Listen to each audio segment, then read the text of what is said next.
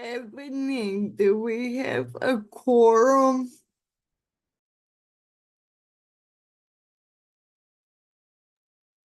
Hey, Jill. Yes, I was just about to unmute and let you know we have a quorum so we can get started whenever you're ready.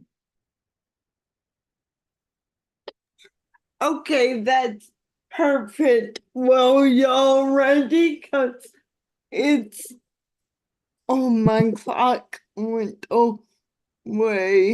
And,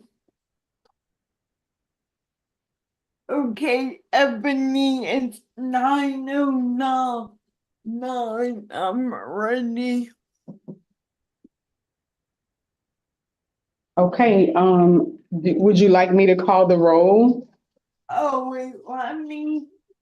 Okay, y'all, good morning. It is 9:09, and I would like to call this August 28th meeting of our bylaws ad hoc committee to order. So, Benny, could you please call the roll? Yes, ma'am. Mr. Mike Billings, Miss Christy Gonzalez, Miss Jill Hano, Yeah. Miss Angela Harmon, Here. Mr. Tony Piontek, There. Miss Brooke Stewart,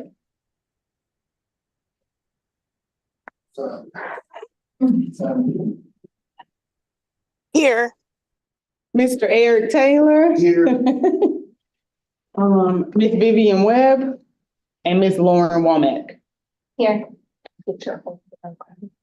You have six, so you have a quorum. Okay, thank you. So our first item of business is to approve the summary from when we met on July 1st. The summary was available on a website, and y'all in person may have a hard copy. So can I get someone to approve the July 1st summary? I will. Okay, and thank you, Tony. Can I get someone to second? I second. This is Brooke Okay, Stewart. seconded, made motion by Tony, seconded by Brooke. Thank y'all. Okay, so now moving along, we're here today to talk about the policy part of um the governing document. So we have guidance from ITAC, and I think recommended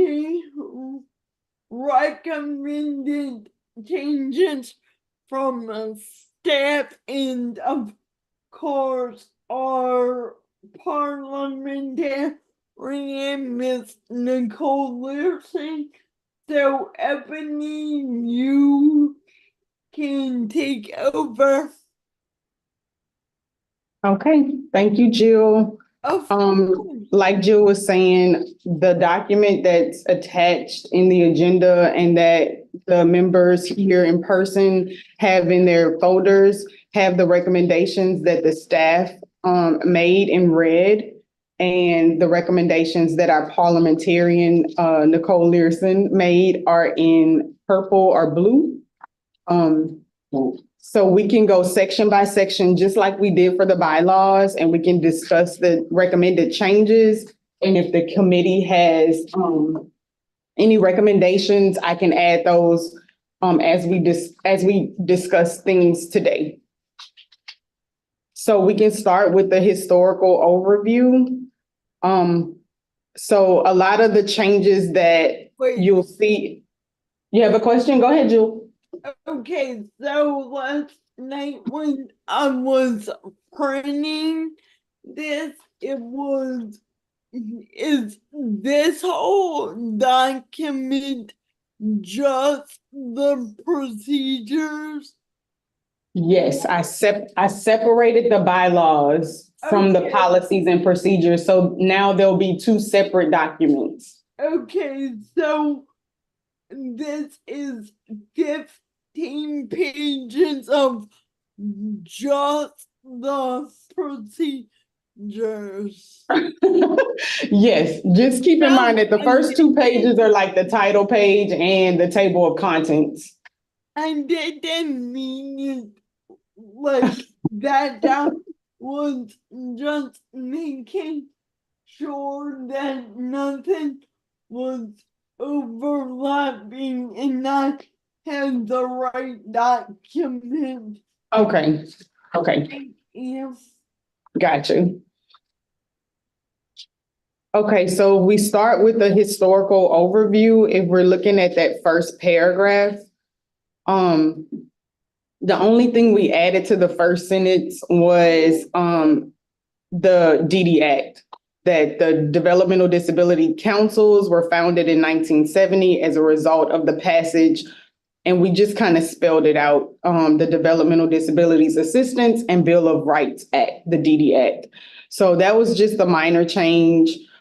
We felt like this part was a little wordy, so we recommended condensing that language that was there, just into like something smaller, something more condensed and concise. So that's just the recommendation from that wordiness, just to coordinate a person-centered and directed system of community services and supports, that the councils were created to promote capacity building and systemic change through advocacy activities. Councils are committed to the development of a coordinated person-centered and directed system of community services and support. So that's sort of a minor change, but if you guys have any questions about that, I can answer.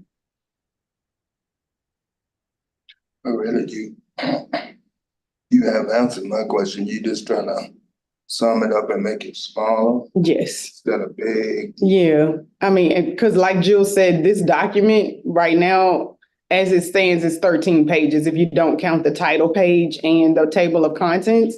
And so we're just trying to make it a little bit more concise and condensed. So it's and easier to read, because some of that, like, I mean, it's just kind of confusing. Gotcha. Yes. And y'all probably didn't know when we did this last time, that was before I was born. It said 1970, and I was born in 1974. I just noticed it. Oh, well, Tony, I think this document was revised in 2018. So it's been Okay. revised since 1970. But yes, the DD councils were formed in 1970 before you were born. Okay. Okay, so if we look at that second paragraph again, the council staff just thought this was a little bit too wordy. And so some of that information really wasn't necessary to be in your policies and procedures. So our recommendation is just to take it out. The stuff that's in red, correct? Yes, the stuff that's in red that's crossed out, we're just recommending that you guys shorten the historical overview. And I mean, a lot of this information is on your website. So it's kind of redundant to have it in your policies and procedures again. Right. Just repeat this. Yeah, it's just repeating it and it's making it longer. So our recommendation is to just kind of shorten this historical part and take that language out. This was in the email, correct? Yes, I that was in the. I see. And I'm quite sure on the third part, talks about the council hereafter referred as the would be able to stay, right? Yes, that third part, with the exception of that one sentence, Tony, will be able to stay. So Louisiana reports to AIDD, but the office isn't in Dallas. So we wanted to just remove that part just to make it more accurate. We just report to AIDD or OIDD really. And so we just removed that part out of that section so it could be more accurate. But everything else would stay in that paragraph. Does anybody have any questions about the historical overview and what our suggested changes are? Does anybody have any recommendations or comments before we move on? Oh, One quick question, Madam Chair. Okay, so I get the second half of the second paragraph because basically you say that but the part that says what the council is, who the council is composed of, and that they're appointed by the governor, you're saying that's on the website? mhm. Okay. Um, Matter of fact, let me ask you this. Why is the historical overview in the policies and procedures? Why don't you just put all of it on the website? Yeah, it is on the website. This part is a little redundant, but since it was there, I didn't know if they will want us to completely remove it, but if that's your recommendation, we can. Well, I mean, if you're removing the second paragraph, I mean, with the exception of the last sentence, I think it actually is important to say who the council is composed of and who appoints them. That information, I think, goes right into the council was, the council came to be in the 1970s. Mhm. Now, this is who the council is composed of and how you get appointed. And then this is how it's funded. Those kind of go hand in hand. But if this is on your website, then you could conceivably remove this from policies and procedures and just have it on the website altogether. I mean, it just makes sense. You're either use it and in the same language on the website in the policies, Mhm. or remove it from the policies altogether and let it be information on the website, because it doesn't necessarily have to be here. It's really good for someone who's new to the council to say, oh, this is when the council was Founded. Oh, this is how the council, this is who the council's composed of, and oh, this is how it's funded. So as an advocate, when you're out in the community, you have a resource that you can, but if you can easily point them to the website, then. Stephanie has her hand raised, Jewel. okay, Stephanie, you have the floor. Then I do have a question. Yeah, but Oh, go for it. No. Sure. Yeah. Okay. I also think for that second paragraph, if you look, and this is just me kind of looking ahead, under number 3, facts about the council, it does talk about who it doesn't go into depth as much, but it does say there's 28 citizens, they're appointed by the governor. So if we wanted to kind of go with what Nicole was saying, which doesn't matter to me either way, we could essentially get rid of that section and put it under the historical overview, because it does go along with that also, because it's talking about the people that are on the council, kind of what you do. I don't really see it as, I mean, I guess it is facts, but it's just kind of the about the council kind of part of it. Right. That was just a Okay. suggestion, and I wasn't sure if we needed to change it from administration to office, since it's OIDD for those 2 spots, and yeah. I could actually see that as well. That can for sure happen. Would Um, that be all right? for the AIDD, do we need a change? Like the administration, that ACL is right. Yes. Should it be OIDD, the Office of Intellectual and Developmental Disabilities? Right, Okay. Stephanie, yep. And I think it has it on there, that administration is listed twice. It's somewhere else. Oh, no, it just says AIDD, so it just needs to be changed at the end also. Okay, gotcha. I see it. I think they just changed their name to the office now. Instead of administration. Yeah. That's right. Okay, I have a comment.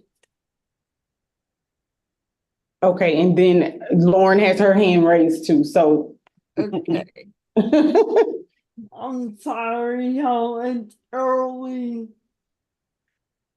Lauren, you go. This is just a question from the parliamentarian, and I don't have the bylaws right in front of me. Didn't we include the part, most of this in the bylaws? No, well, Hmm. The we history? have to double check the history. I feel like we covered a lot of that, and I thought, and I might be wrong, but I thought policies and procedures are pretty much how we operate, like. The day-to-day. So That's it might not even need historical overview, and I just sent one to Ebony and Brenton. I had pulled up like Utah's policy and procedures. They have like their mission, guiding principles, and vision statement all on one page. And then they have the list, like, I'm so sorry, Stephanie, right? Yes. Okay. Stephanie, was saying like just what it's composed of. With the, so like, this is all important, but I don't really feel like this has anything to do with how we really operate. And you're correct, Madam Chair, if I could just respond, you're absolutely correct. But keep in mind, this document, alongside of the bylaws, is if you are brand spanking new to the council, or matter of fact, you're interested, and you want to know, sure enough, you'll go to the website and you'll get some of this information. Or if you pull this out, you'll get this information on the website, right? And then when you're appointed to the board, the council, this document is your North Star, your guiding star on how we are supposed to operate, right? So starting with the mission and values makes perfect sense. Right. But I could see why they might have wanted, predecessors might have wanted the historical overview, because if you're brand spanking new and you have an interest in advocating, but you don't really know that much about the council, this little introduction gives you some, again, as an advocate going out into the community, speaking about the council. Why we're It gives here. you Okay. some information. It arms you with the information that you need to properly advocate on behalf of the DD Council. If someone says, well, how long have y'all been in existence? Or who makes up? You have a resource right there if you're not gonna go to the website. Okay. So That's it's true. your preference, but I absolutely see what you're saying with starting. And I just wanted to make sure like we're not duplicating it in the bylaws. Yeah, so I looked at the bylaws, Lauren, if I can, Jill, and that information isn't in there. It starts with y'all's purpose. And a lot of the information that's in the purpose is pulled directly from the DD Act. Okay. Yeah, so it is We don't different. have, okay, Mm-mm. okay. You don't have like a historical It looked really overview. familiar. I don't even think that you guys have your mission in your bylaws. Yeah, it just starts with like, Okay, we might have said we're gonna move it. It's a very small piece. Okay, can I make my suggestion? yes, I kind of was thinking that the historical overview mhm. can be cut down to three sentences. This is who we are. This is who funds us. And then there was something else. And then move on because this is a lot, and if it's on our website, but y'all actually have to think of writing this document is, I mean, is like something like you in every writing you need an intro, so I was thinking leave it, but just chop it down to, like I said, the 2 or 3 sentences. This is who we're 28 members appointed by the governor, period. We're funded by this, and this, period. And then just go into the bylaws, cause this is too long, but I think you do need an intro of some sort. That's Right. just my 2 cents. Okay, Eric has his hand raised. Yeah, Mr. Chair, oh, you're recognized by the chair, and y'all please remember that I not to speak until you're recognized by the chair. Thank you, but Eric, you have the floor. yeah, but this here, I think this need to be in the bylaws because a lot of people ask me, what is the board? What do y'all do? What is the purpose? And this do need to be, it do need to be in there because then a lot of people do ask us, well, what do y'all do? What is y'all purpose? And I think it needs to be on the website and also on paper because some people might don't have, I'm just speaking. Some people might don't have a computer, some people might can't see, and they actually need somebody to do it for them. And some people can't read. And they might need some assistance to know, they might be interested. Everybody have a right to be heard or whatever. So if it's in paper or on the website, I think it would help to know what are we doing?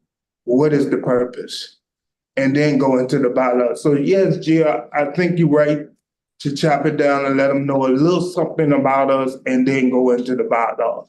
It would help. Because when they ask us, we know, but a lot of people need to see for themselves because if they coming into something brand new and they lost, some of them be saying I'm wasting my time being here because I don't understand, but it is a purpose for us being here. So. And to be informed. Say that again? And to be informed about it. Yeah, yes.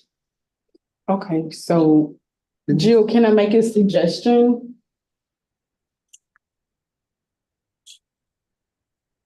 Please do. Okay, so just going with Jill's like shortened version, I think that would be a good idea. And then combining Jill and Stephanie's suggestions to come up with like something super short, and we can move like the facts about the council over to the historical overview and get rid of that section. That would be my suggestion. So if we keep the first sentence in the historical overview, the councils were founded in 1970 as a result of the DD Act, and I'm paraphrasing, I'm not reading it word for word. And then we can move this sentence, the Developmental Disability Council, hereafter referred to as the council, is a group of 28 citizens of Louisiana appointed by the governor who come together quarterly. Well, do you want to just end it there, just appointed by the governor? Yes. Okay. I agree, Lauren. And then, oh, I'm sorry. Go on, Ebony. Okay, so then we would take out all of this other information that count, unless you guys want to keep this. Councils were created to promote capacity building and systemic change through advocacy activities. Do you want to keep that, or do you want to take that out and then go strictly into who we're funded by? Right now,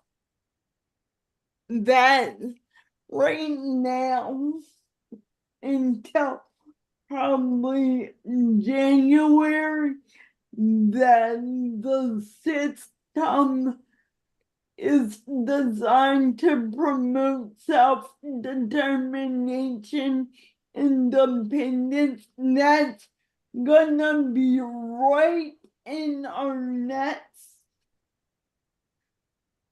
section, and Under the mission and values? our mission, so that will be, that's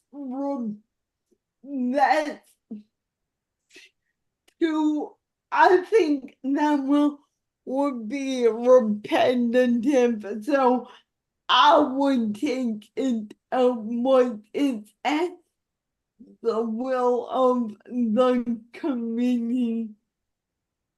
Nicole, how many members do we have on It's this, 28. on this committee? Oh, 9 on the committee. So Six is here, 6 here at the meeting. So is this considered a small committee? Can I make motions and recommendations? Yes, Okay, absolutely. thank you. You're welcome.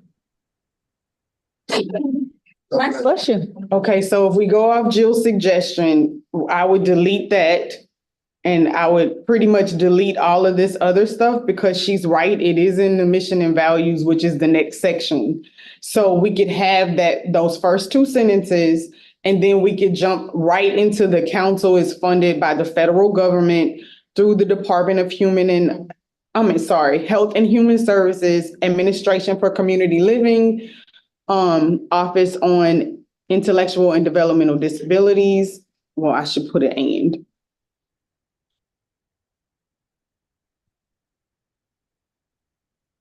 Do you all want to keep that the council is also a member of the National Association of Councils on Developmental Disabilities, NACDD, which provides information and technical assistance to member councils from a national perspective? Do you guys think that information is necessary in there? Because we could, like Jill said, just say who we're funded by and end that paragraph. As long as it's on the website. That, I'm sorry, Jill, may I be recognized? Of course. My suggestion would be maybe to just take that out and make sure that information is on the website. Okay. yeah. Oh, I'm sorry, Tony. Did you have a suggestion? Oh, no, I definitely agree with the change. Okay. Yeah. And then, I'm sorry, Ebony, but the Department of Human Services and Health Services, is that different from Louisiana Department of Health? Yes. Okay, Mhm. then never mind. All right, so, okay, Ebony, any questions? I was wondering if we keeping the one about the Department of Human, development, y'all keep, Yeah, the Department of Health and Human Services, yes, we'll keep that sentence. okay. And then that'll be the end of the historical overview. And that's just to tell them that they Okay. fund us. Yeah. That's And good. then where, no, I'm sorry, where does what, that fit? Okay, so who we are, that's gonna be a short sentence. In the, like, the 28, we're including the 28 members appointed by the governor in the, Right. okay, perfect. Yes, so it'll be the second sentence. Okay, thank you, Ebony. You're welcome. And definitely it's what all the rest of it will be on the website. Yes, all of the rest of it will be on the website. I need to guarantee that the NACDD information is on the website, but if it's not, it can be added. That's not a problem.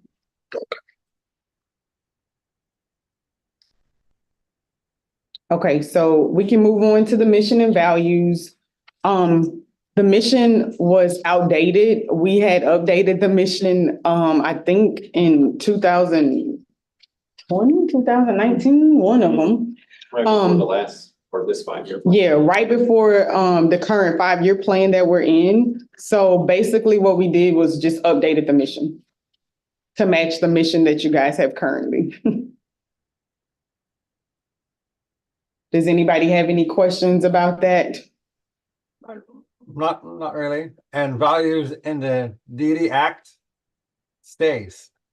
Because that's what we're, Yes, that's our All recommendation, Tony. Yes, our recommendation is that you all keep the values in the DD Act. yes. Because really those are the guiding principles of the council. Okay. We pull the guiding principles for the council straight out of the DD Act. So our recommendation is to keep the values in that section.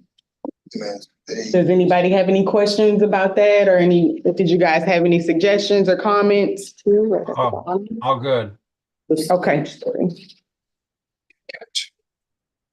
All right, so we can go on, and if I'm not mistaken, let me know if I'm wrong, we are getting rid of section 3, the facts about the council. We just added that sentence to the historical overview. Yes. So a lot of this information, again, is sort of repetitive. It's on the council's website.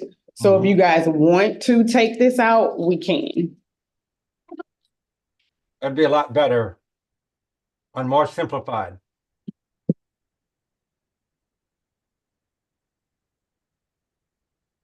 A second. Okay. And I'll first, if you want me to. Well, no, we can just, as a committee, we can just say that you guys Okay. are all in agreement of taking this section out, and then we'll vote on it at the end. Okay. Sure. Yeah. Okay. So that'll make this right. That'll make council membership number 3.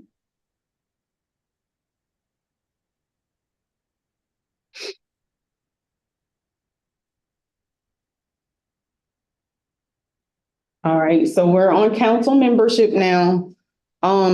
Council membership is defined in the bylaws, and it is.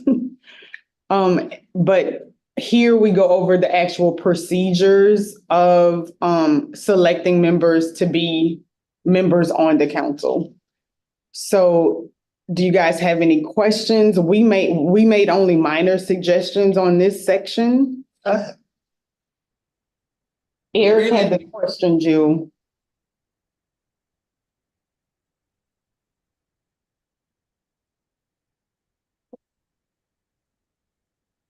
Eric, you have the floor.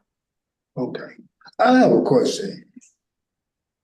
We not under the governors, we independent, correct? We not getting funded through the governor.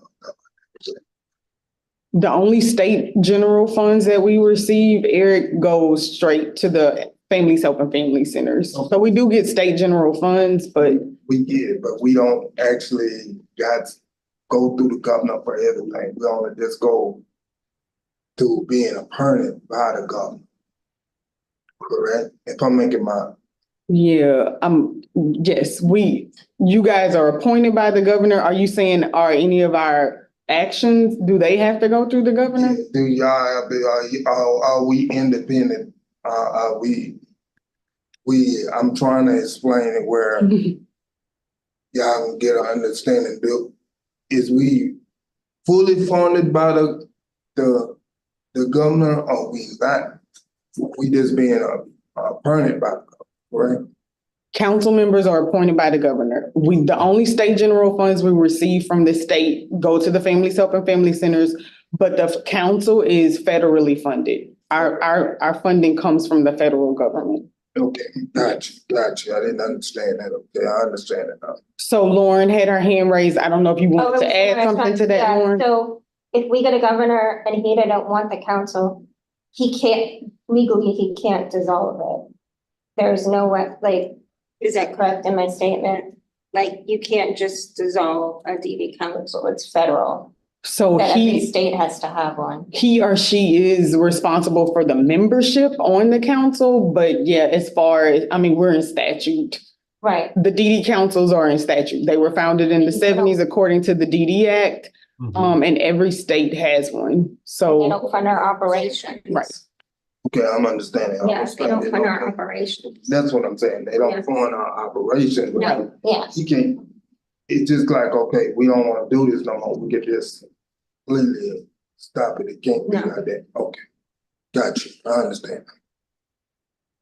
I think it's crazy asking questions, but no questions. no, yeah, every question is great. So if anybody else has any questions, feel free to raise your hand. So like I said, the bylaws pretty much spell out council membership, but we're going more into detail about the procedures. So I can kind of go through this. Prior to vacancies, the council publishes an announcement seeking applications for council membership in a newsletter and ask other organizations to also solicit applicants. The council accepts applications for prospective membership year-round, but publishes a deadline for consideration for that year's member appointments and vacancies that occur due to resignations. So the only wording we took out was annual council, this year's annual council member appointments, because it may happen more frequently than annually. If if a lot of people resign, then we'll have to have one more than annually. Does that make sense? Yeah, and I even thought of this too, in this specific chat. What if, we've known him for years, right? For all of our council appointed beautiful people here. But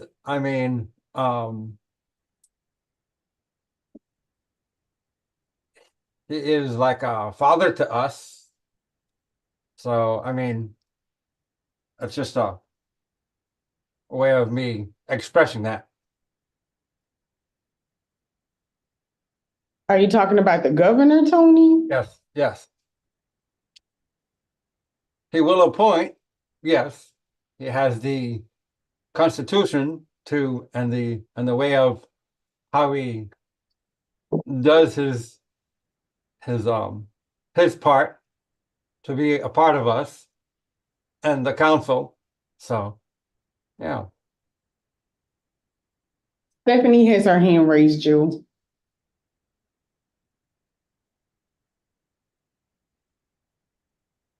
Stephanie, you have the floor.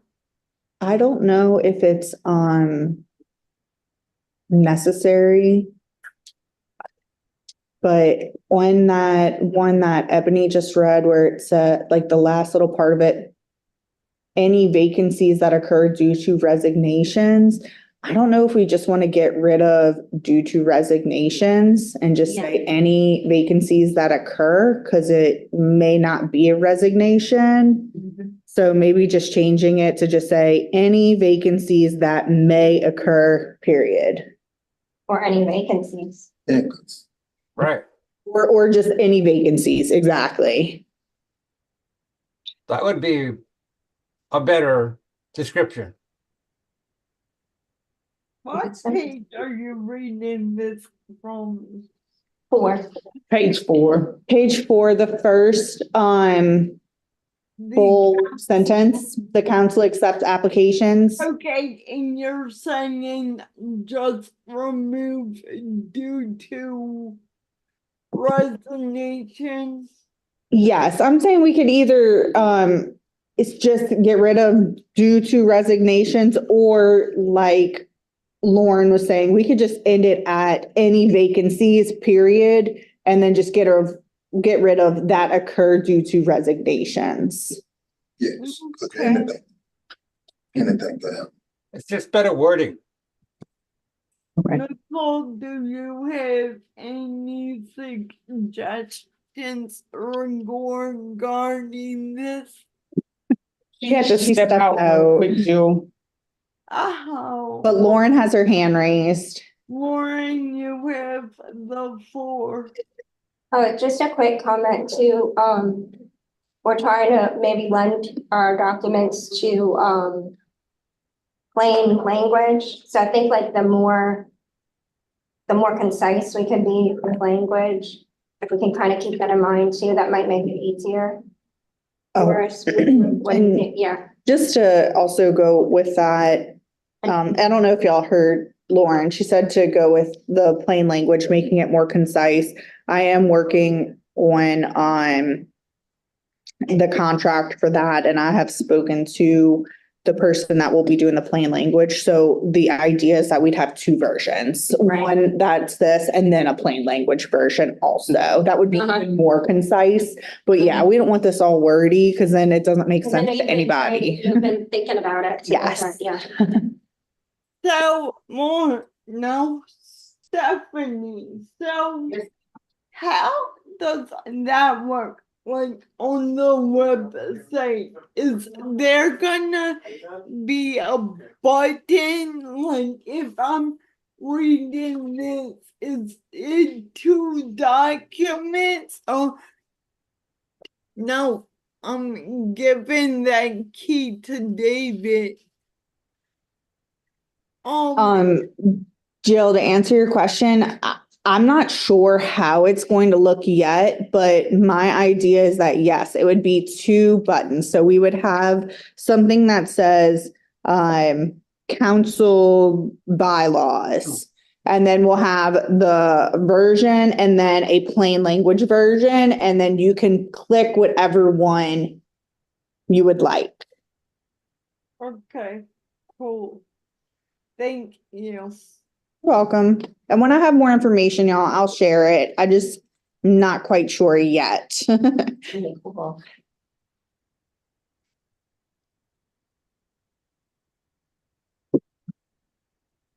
All right, so everybody, can you continue? Yes, ma'am. We didn't, that second paragraph, we didn't make any changes. The only change we made to that 3rd paragraph is added the council chair appoints a membership committee. That committee will review applications, conduct interviews, and nominates candidates for council approval. After council approval, the recommendations are submitted to the governor's office of boards and commissions. The governor makes the appointments of his or her choice. All gubernatorial appointments to boards and commissions must be confirmed by the Senate in the next regular legislative session, or risk being unappointed. So we just added that language, because if you're not confirmed, you will be unappointed. After appointment by the governor, oh, Lauren, did you have your hand raised? I'm sorry, I didn't see you, I'm sorry. Joe, may I please have the floor? Yes, ma'am. When we were doing the membership committee, I don't know if we want to add this or not. I'm glad Nicole's here. Should we include something like, you need to do an application and an interview? Because we had issues last time. trying to get people on the phone. I'm just trying to Oh. troubleshoot if we have issues. In the future, if It people does say don't. that on there. Oh, you see it? It says like, The membership committee reviews the applications, conducts interviews and nominates candidates. okay, So good. Yeah. okay, I just, maybe that'll be repetitive, okay. I don't know. I mean, we could That put it might be somewhere else. Is that that what we're they- talking Yeah, about? and I person know needs what to you're go talking through- about, Lauren. That was a special situation that I think that the committee just decided to allow that particular person due No. to the circumstances not to have an interview. But No, because but what I'm worried about too is some people with developmental disabilities, they may not want to do an interview, an issue like that as well. So I don't know if like that's ever happened before. that's Or never, well, not since yeah. I've been on the council. I don't know if Brenton has that's- been here longer than me. I don't know if I've ever. If there's any issues with that, like, I don't know, maybe I'm just making, this- I'm what you were overthinking saying. stuff. I don't think I'm so adamant to decline. either way, like, you're Or anyone not, that didn't want to be interviews. I didn't know if that would be something that we need to address in more detail I cannot. as part of the application process. I mean, not that I know of, but people certainly have the right to Colin? not want to interview. I mean, we have had at times, I don't know about self-advocates in particular, but I can recall back in the day, there have been times where people, once you call them, they've decided, hey, I'm no longer interested, Right. or I've accepted something else, and Okay, so, yeah. okay, I just might be overthinking it, I think I will. because I don't think someone's membership should be determined by a phone interview because a person's application could be great and like you have 2 weeks to interview someone and you're busy, they're busy, like if you don't get on if you don't get a chance, 100% chance to interview them, I don't think their application should be dismissed.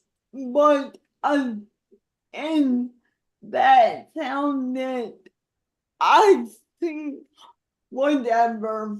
But like if membership committee comes up and you say, oh, here's what I like about this applicant, but I made my 3 phone calls and I didn't get a chance to speak with them. I don't think that means they're not qualified. So, oh, okay, Tony has his hand raised, and then I have a suggestion, Jill. Okay, Tony, me, Well, I know where you're coming from, Jill, yes, for sir. one, and also Mrs. Ebony. I can recall I had no problems, and I'm pretty sure some of you were with me. I had no problems being accepted, but I do understand on the other side where you have to go through the process, right? And if it's very difficult for someone that's speaking, especially that person, him or her, has difficulty speaking, Oh, yeah. then that's the opportunity for that parent or sibling to be with their daughter or son they still have to have that will of being respected. And my true assumption for that is, if that happens, then some years we would just, maybe at that point, we won't have anyone because they don't have the chance to do that. They may mumble. Who knows what at that point of that? Oh, I'm very interested. I really love PD Council, but they can't speak or they're mute. So where's that beautiful guideline of, can they, will they be accepted to our own council? So I mean, that's how I see that. Yeah, I think those are all really important points that you just made, Tony. I think my suggestion, and Nicole, you can let me know if this is not something they should include. My suggestion would be that the membership committee that the chair appoints will discuss all of the candidates or the applicants, and then discuss with the members who they were able to conduct an interview with and who they weren't able to conduct an interview with. The reason why the reasons why, if someone couldn't conduct an interview, what were the reasons? And then that particular membership committee makes the determination of whether they want to recommend that member or that applicant rather for membership to the full council. Because remember, the membership committee only makes recommendations to the council. It's the council's decision whether or not they want to accept those recommendations. So to me, I think it should be up to the membership committee that the chair appoints. So let's take Tony's comments into consideration. If someone's not able to verbally have an interview, or there's just barriers where a phone interview isn't possible, should we not select that person because they have barriers? Right. So there's a lot of things to consider. So I don't know what the will of the committee is. I don't know if you guys want to say that they must conduct an interview, or say something where it's up to the membership committee to make those recommendations, which it already says, because it says they nominate candidates for council approval.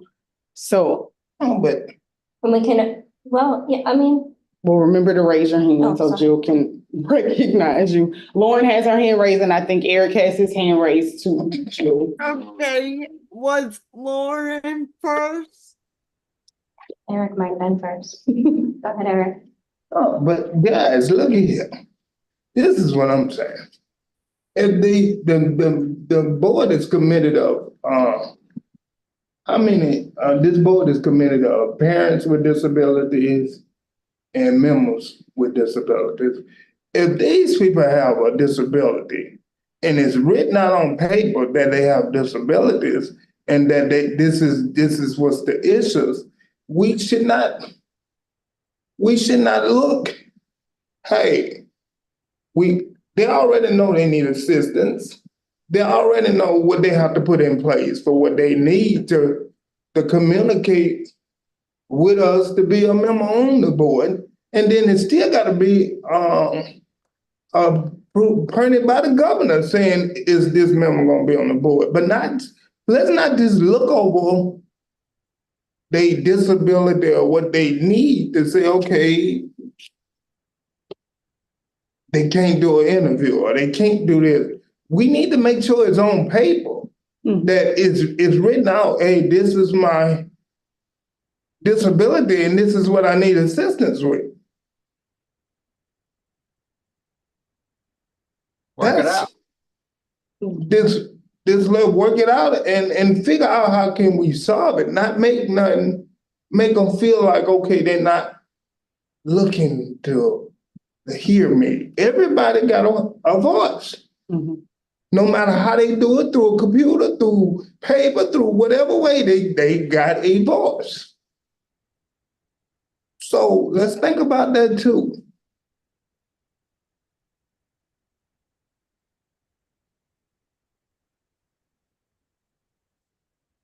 What do you think, Joe? Okay, wait, hold on. So, Lauren, did you, so Lauren, you're recognized by the chair. So yeah, sitting back and listening to what everyone's saying, Tony and Ebony, I think it's a good idea. I think that we do need to leave it some autonomy to the actual committee to make those decisions, and then maybe that's something that we can recommend in the committee, maybe looking over our application and having a spot on there. Is there any reason why you feel uncomfortable doing an interview? Or would you need help doing an interview? Things like that. We may even want to take interview out of it, so we're not bound by it. We could say the membership committee reviews applications and will establish a process for nominating, nominating and, the words going on my head, suggesting candidates, for the council, for appointment to the council. So that was my suggestion. And if possible, Jill, since I had my hand raised, and Mrs. Ebony, Tony, whoever I'm else that is on the sorry. staff council, whoever that is that's on the staff that does that particular part, I would love to assist in that category. They may want audio or whatever they want to use to communicate with you, Mrs. Haven, or anybody else that's working within that area. So Angela had her hand raised, Jill. Okay, Ms. Harmon, you are recognized by the chair. Thanks, Jill. I just wanted to, well, before Lauren said, that's my whole thing. On the application, maybe there is a section that can just like say in plain language, if that person needs added support to actually just even do the application or to have the interview, we could ask that question. Because like I said, it could be, I don't know if our application is even coming like Braille. I don't really even know. I just remember filling it out online, but there are certain ways to make accommodations for, like you said, so there aren't any barriers for people that really want to be on the council. So I think the application may need to be tweaked, and then the rest of that for me could stay. But that's just my opinion. If you have someone that needs extra or added supports, then we can accommodate them by looking from the application what the needs are. Thank you. That's all I want to say.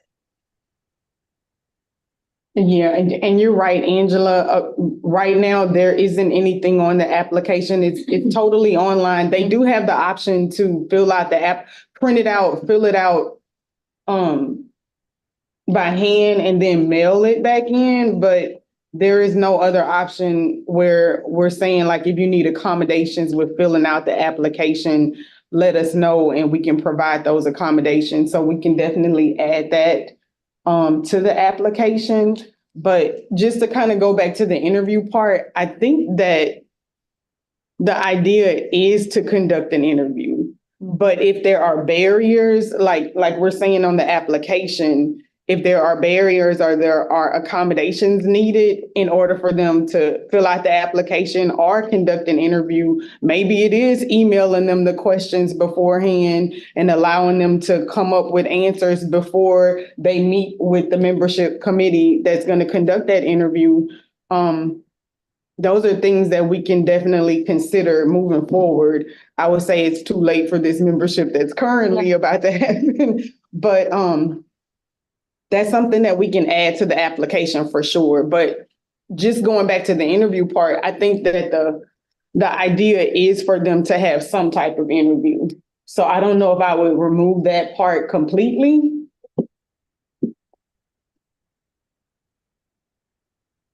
That's just my suggestion, Jill.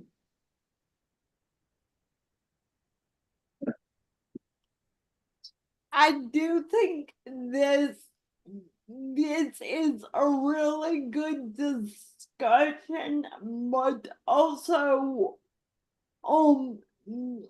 regarding this, I think it needs to be generic because we do have some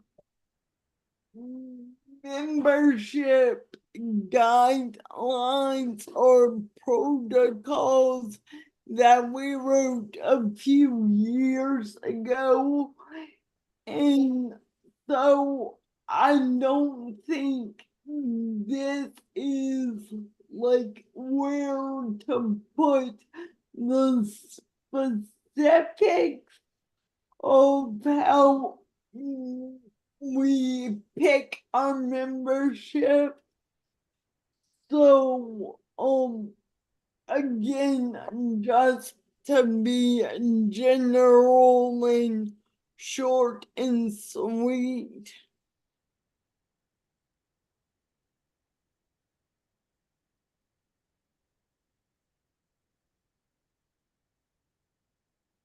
Or do that. I'm just making a suggestion, typing something and just trying to see if the committee likes the language. If an applicant, maybe I should say requires any accommodations to be fully considered for council membership, and I can go back to that in just a second. Okay.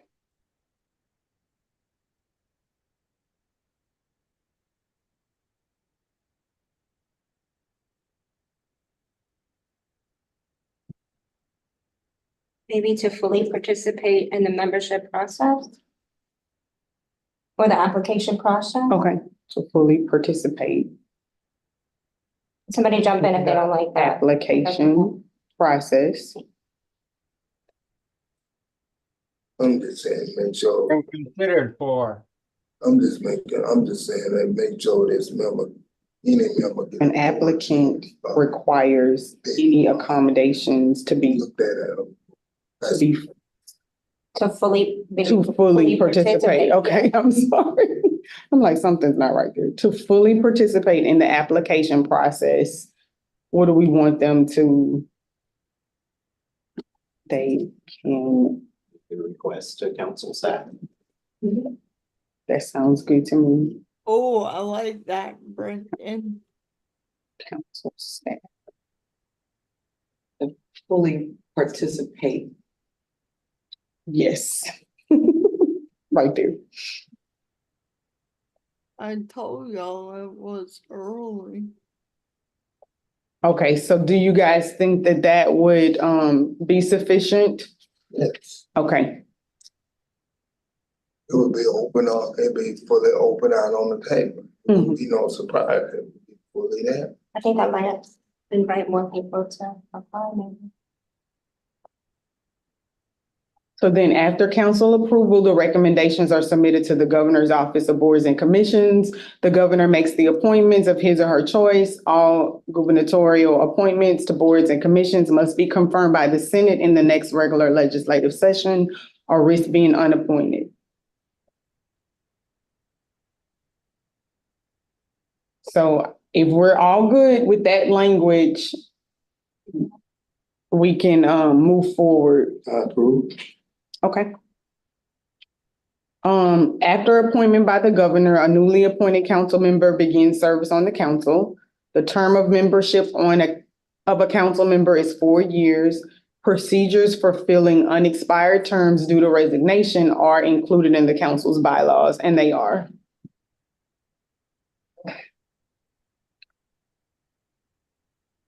Persons not selected for council membership are sent a letter informing them of such.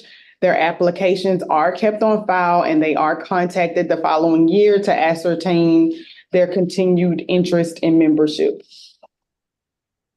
An orientation session is normally held annually for new council members and nominees whose names have been recommended to the governor for appointment. Nominees awaiting appointment by the governor shall be invited to attend and participate in council and committee meetings as special guests where they acquire valuable on-the-job training to help prepare them for council membership. And then lastly, staff will provide information to council members serving as mentors about their new council member, i.e. any accommodations needed. So do you guys have any other recommendations? Doing that. No, we hadn't done it in a while, Jill, because we have a lot of new council members. And a lot of our veteran council members have either termed or resigned. I think the idea is for that to stay. Okay. Yeah. I mean, but that's the will of the committee. If you guys have any other suggestions or comments, you can make them.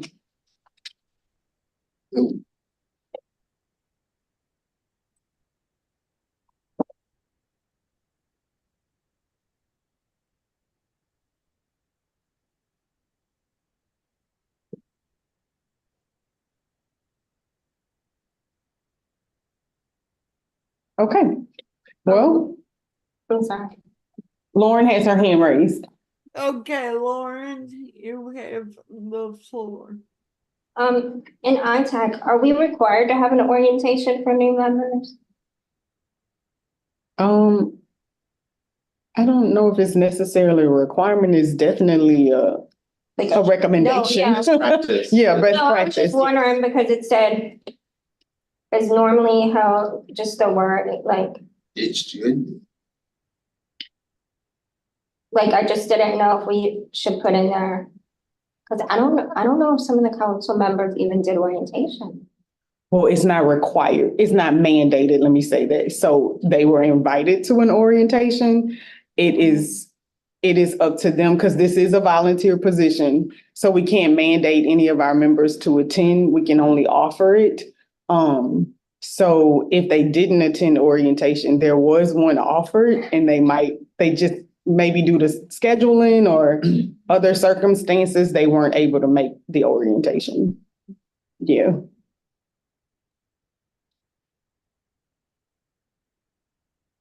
We want to take out is normally held annually.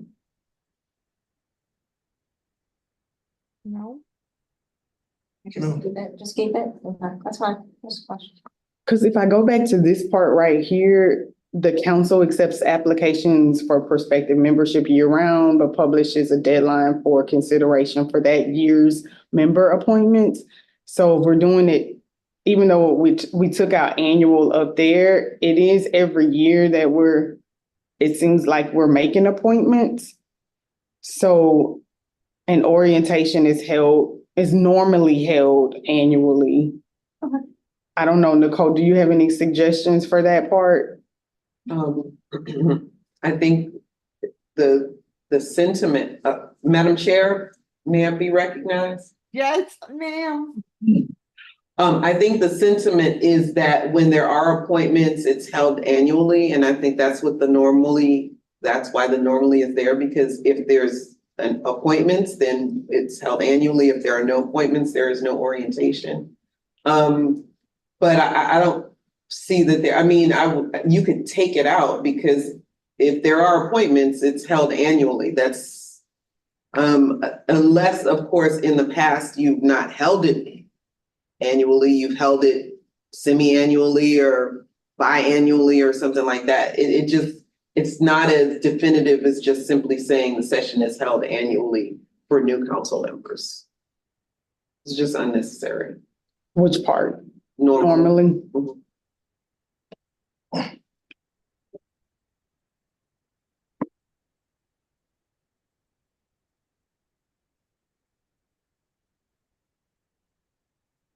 And Madam Chair, I just have one question.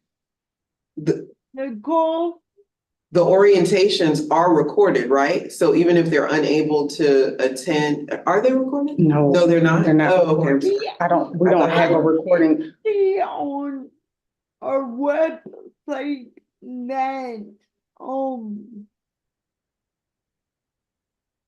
that the orientation PowerPoint is available on the website, but again, it's not like easily accessed. Like you have to look for it. But they're in the process of the website renew.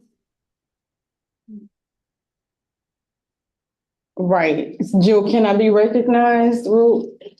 I'm sorry. No, you're good. I just wanted to add on to that. Yes, we are in the process of totally overhauling the website, and the staff just went through on Monday and pretty much deleted a lot of pages that weren't needed on the website to make it a little bit more user-friendly where people can find things. So the orientation page that you're referring to, that's one of the pages we did delete. Now, and I'll just say this, Also not up to. it wasn't up to date. That orientation that was on the website wasn't even the one that we have been using for previous orientations that we've conducted recently. So we decided to remove that page, but we can definitely add the updated orientation to the new website. As we're moving things around, we can make sure that it's a little more user-friendly and easy to find. Okay, because I do absolutely think that that power and orientation PowerPoint should be on the website, but of course, an uploaded one.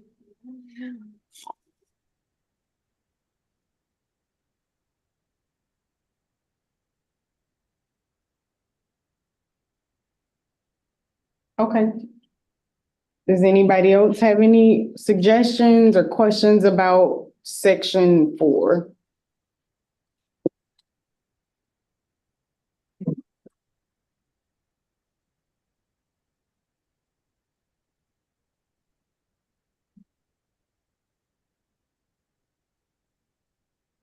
And Jill, since I'm gonna follow sort of like the council meeting rules where we take a break every 1.5 hours.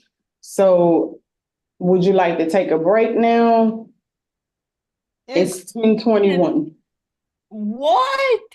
It's almost 10:30. Yeah, it's almost 10:30. So if you want to take a break before we jump into the next section, we can. Yeah. And how long would you like for the break to be? What is the exact time, Tony? It's almost 10:25. Well, it's 10:22. You know, Thank you. So y'all want to break till for 10 minutes? Yes, that sounds good. sounds good. Alright, so Nicole, do I have to say anything? Just ask if there's any objection, and if not, you can recess. Is there any objection? Okay, I'll see you in at 10:32. Thank you.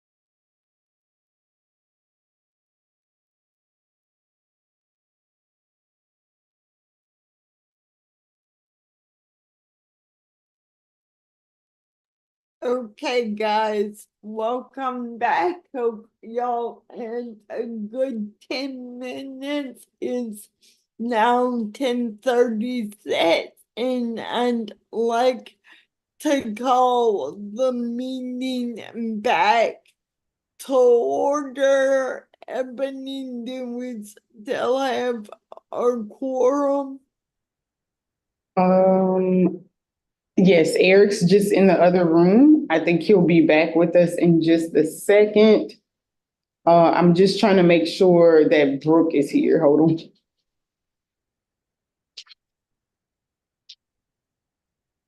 Evan. Actually, no, we have a quorum, even without Brooke. Okay. We have a quorum, yes. Okay. Lauren has a question, Jill. Okay, Lauren.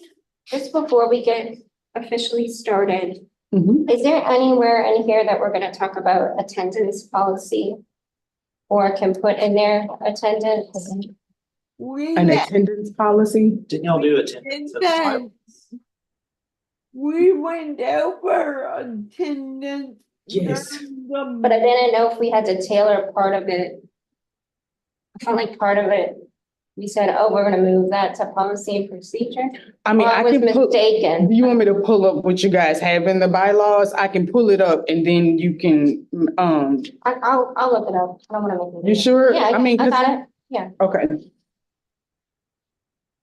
Cause yeah, we went over that like in a lot of detail. I don't know if you guys remember. We went over Yeah, like the I attendance can't and, remember Yeah. if we, So there was y'all a- beefed up the language Yes. for if there people was a that part aren't of attending. it that we needed to, yeah. Cause I feel like in the bylaws, y'all got fairly specific, but I could be wrong. No, we got really specific So in you that. may not need it, but I guess depending Right, and the what you want whole to say. point of doing this is I don't want anything to be repetitive. right,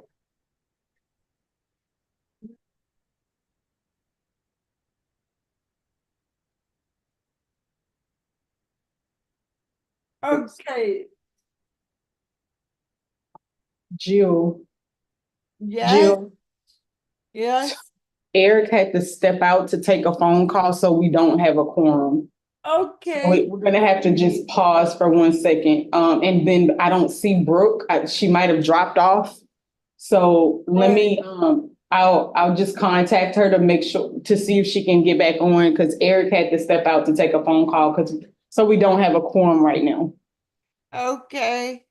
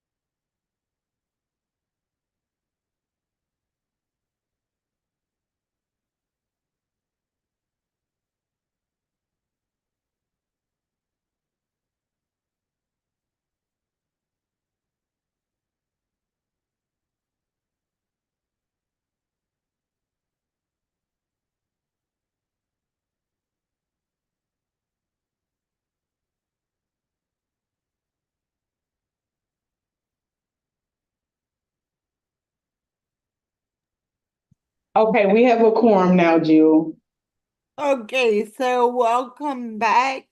Okay, so Ebony, do you wanna take over with, cause now we are on section 5. Mhm. Yes, I can take over from here. Section 5 is the council member responsibilities.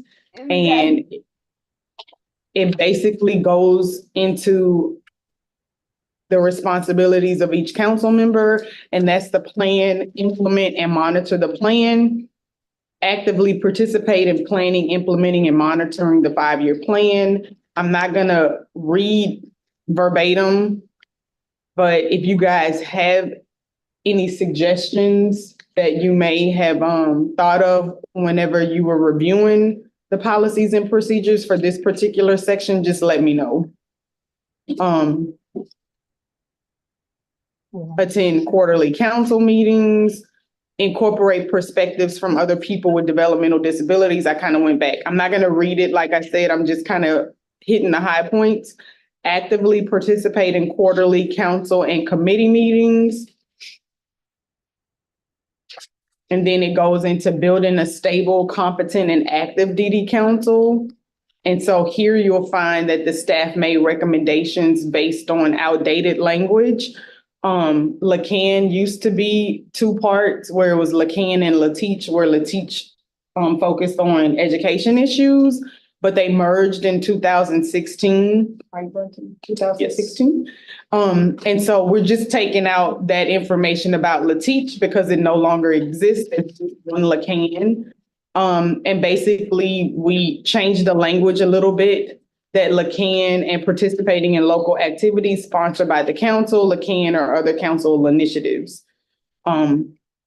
We just took that language from that second bullet and added it, or that bullet below that, and added that information to the one where it says set an example for other advocates by being an active member of Lacan. Stephanie has her hand raised, Jill.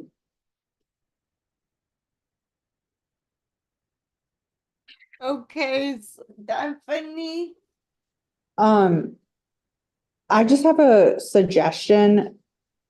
I know that we talked about, Nicole had mentioned like this document might be brand new to some people. So we may want to spell out what Lacan is at least once. That is an excellent idea. I like that.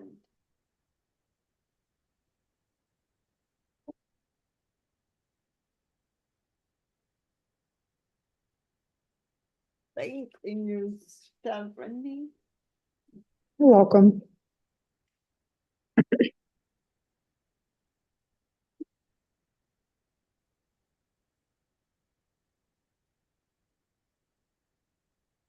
Does anybody else have any? Tony, do you have your hand raised? I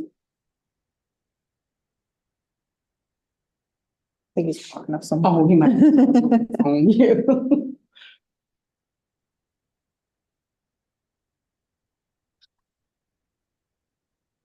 Okay, so if nobody has any, Lauren has her hand raised, Jill. And I'm so sorry. I was able to pull up the bylaws. And it talks about the attendance policy, but I was thinking if we could maybe put something in actively participate in quarterly council meetings, Okay. putting something about notifying I think that's how. staff if you're not going to be able to attend meetings, Yeah, that's so that we are able to establish a quorum, Okay. or something to that regard. So you're saying right here under the bullet where it says actively participate in I quarterly? understand, and I Okay. mean, it's up to the committee, and I'll go with what everyone says if you really feel it's repetitive. But I feel like it's hard getting, it's getting almost impossible, like every time we come to a meeting, we're not almost getting a quorum, and we really need to be able to plan these meetings and get things done. So I kind of want it spelled out that if you're not able to attend, let us know. And, you know, that. And then I have something else for later on, for the executive committee, but I'll table that. Madam Chair.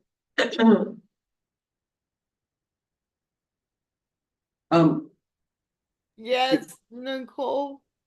So I totally agree with what Lauren said. I think it probably should go under attendance rather than active participation, because Okay. if they're not gonna be there, yeah, then like where it says attend, and it even references the bylaws and what the bylaw says about attendance, and what happens if there's an extended amount of absences. But yeah, to put something under it, like one of the clear bubbles under that, that talks about, please, you know, just what she said, whatever she said. Okay, so the language that I typed there is that, but we're just saying move it to attend. To under the first, yeah, attend rather than the active. The one right above it. Yeah. So let me just, I screwed it up. Jill, I just have a question, because I didn't go to I wasn't there for the bylaws meeting. And this, I don't know who the question will be for, but is it okay for me to talk? Yes. Are you saying here? Yeah. Under that same one, is the information that's in parentheses, is that accurate since y'all have updated the bylaws? Wait. That's, Oh. um,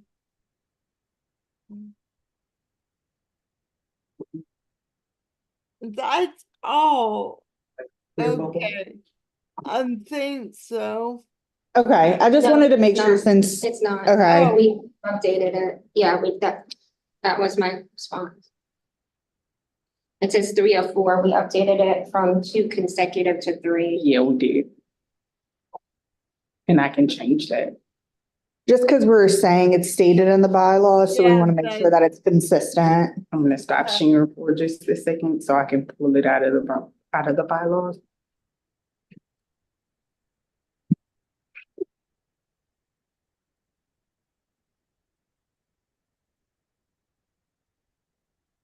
And then Jill, I had one more suggestion.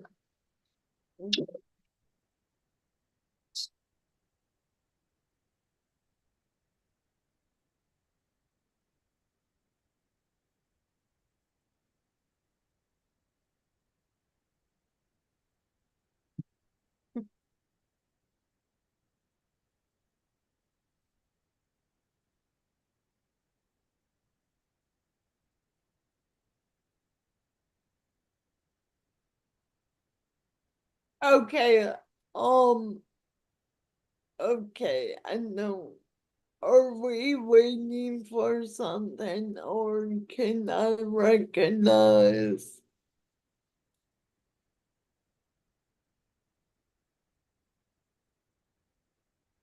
So I just added the language just from the bylaws that you guys changed. If a member is absent from 2 consecutive meetings. Oh, I'm not sharing. I'm sorry. Hold on. Let me share.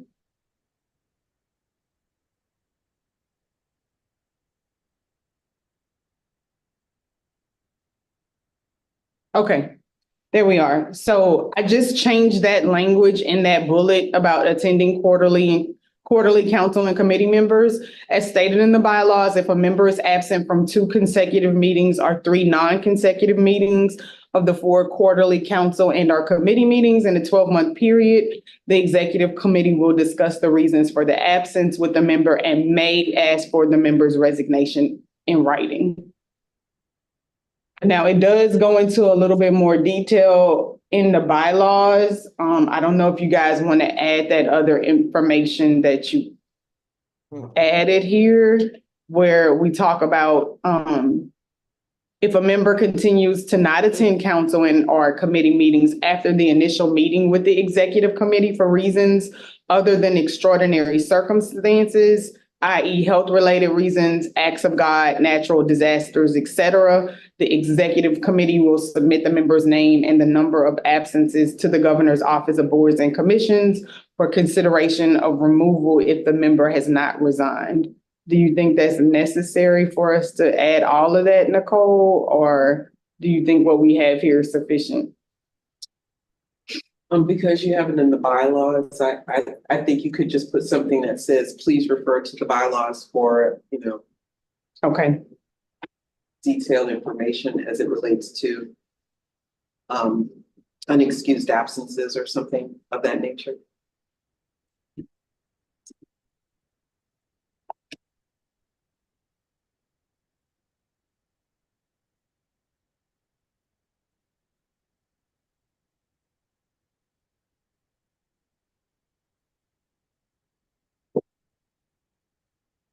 and then Lauren has her hand raised, Jill. Okay, Lauren. And I'm fine if y'all don't want to do this, but on another board I was on, every quarter we get a list of all the current members and their attendance. So that we're all kind of held accountable. I don't know if that's something that we want to have. Or something that's submitted, that the staff submits to the executive council. So yeah, we do it. It's in your, it's Okay. in your folder every council meeting, and if it wasn't in the last folder, I'll make sure that it is moving forward. But yes, Okay, it's supposed to be in y'all's folders every Okay. quarter, for every quarterly meeting. I know it's on the website. okay, that's fine then. And then, Tony, hold on, please. I'm so sorry, but notify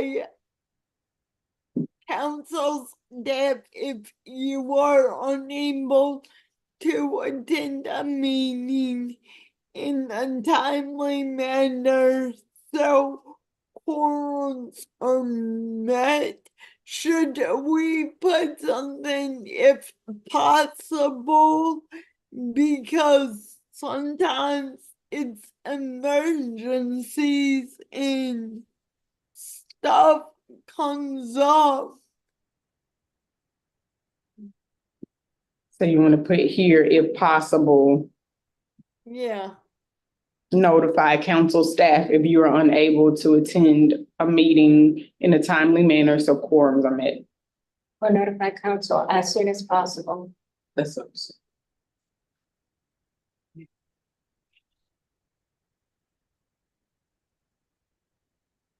And then you can take out maybe if possible. And okay, And take out so timely manner. That's a Yeah, that's what I was word, gonna- yes. so you want to put if possible and just put as soon as possible.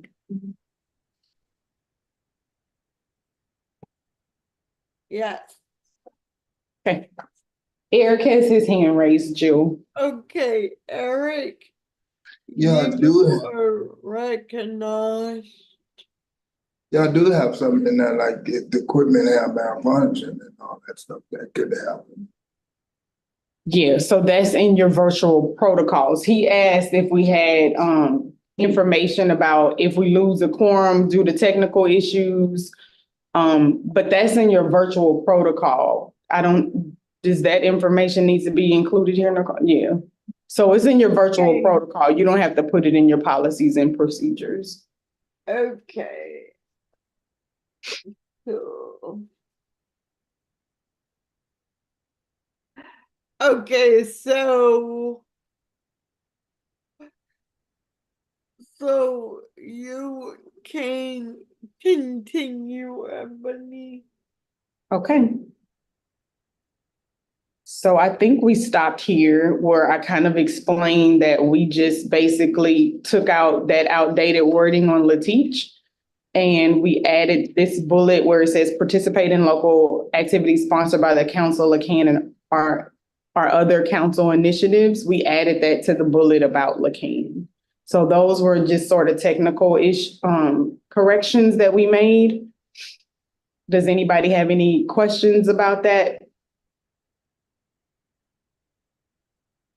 Okay, great. So we'll continue ensure integrity and enhance the council's public standing. Again, I'm not gonna read anything. If you guys have any suggestions or comments, just let me know if there's something that you'd like to add or take away from this section. But this is just basically talking about council members must meet legal and ethical requirements for public officials and follow conflict of interest policies to ensure the public trust.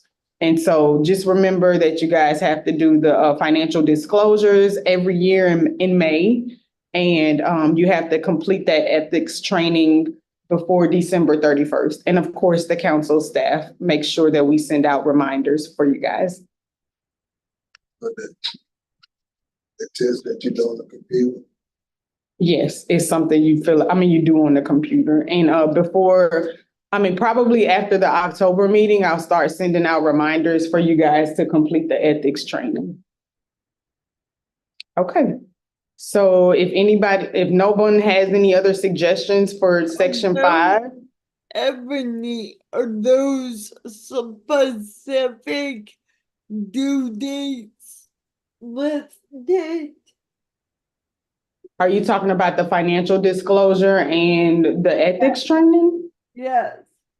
No, those specific ones aren't specifically listed in here. I mean, it basically it's keeping it general, just in case they add anything else that you guys have to do.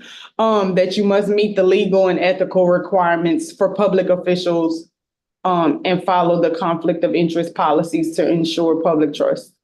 I think the idea here is to just keep it general and not get so specific about those specific things. I just mentioned those just because I just wanted you guys to know what that was referring to. But I think it may be wise to keep it general. I don't know if Nicole has any suggestions. You're talking about what the officers do? Well, no, the council members must meet the legal and ethical requirements. That Oh, first yeah, paragraph. no. Yeah, the conflict of interest and how you have it in parentheticals, that's fine. Yeah, I guess Jill's question was, should we add like by May 15th, they need to make sure that they fill out their financial disclosure. They have to do that ethics training by December 31st. I don't know if we want to get that specific. Do you have that someplace else in writing where a new member would know what those deadlines are? So that's always the question you want to ask yourself. If I'm brand spanking new and I'm to the council and there are things that I need to be aware of and things that I need to know need to be done by a certain time, where is it in writing that I can access that so that I can follow those required guidelines? I'm not 100% sure it's on the website. So I'll say that. I mean, do you think it would be better on the website or? This is a procedure and a requirement, so it probably should be here. Okay.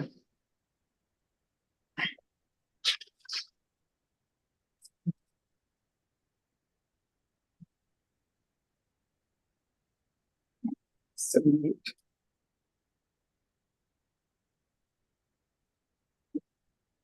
Oh, no. For sure.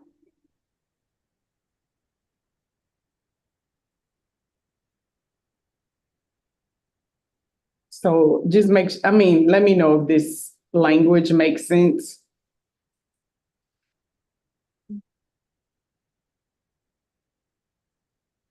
Submit and this isn't spelled right, financial disclosures.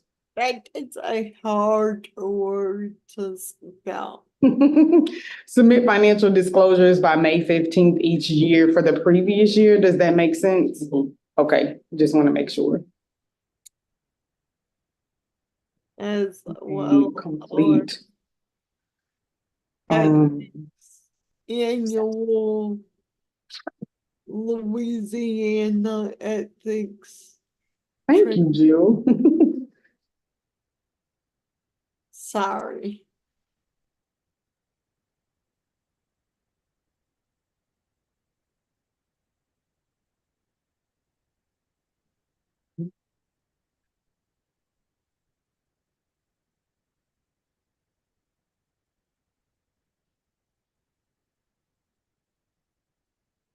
So is everybody good with that?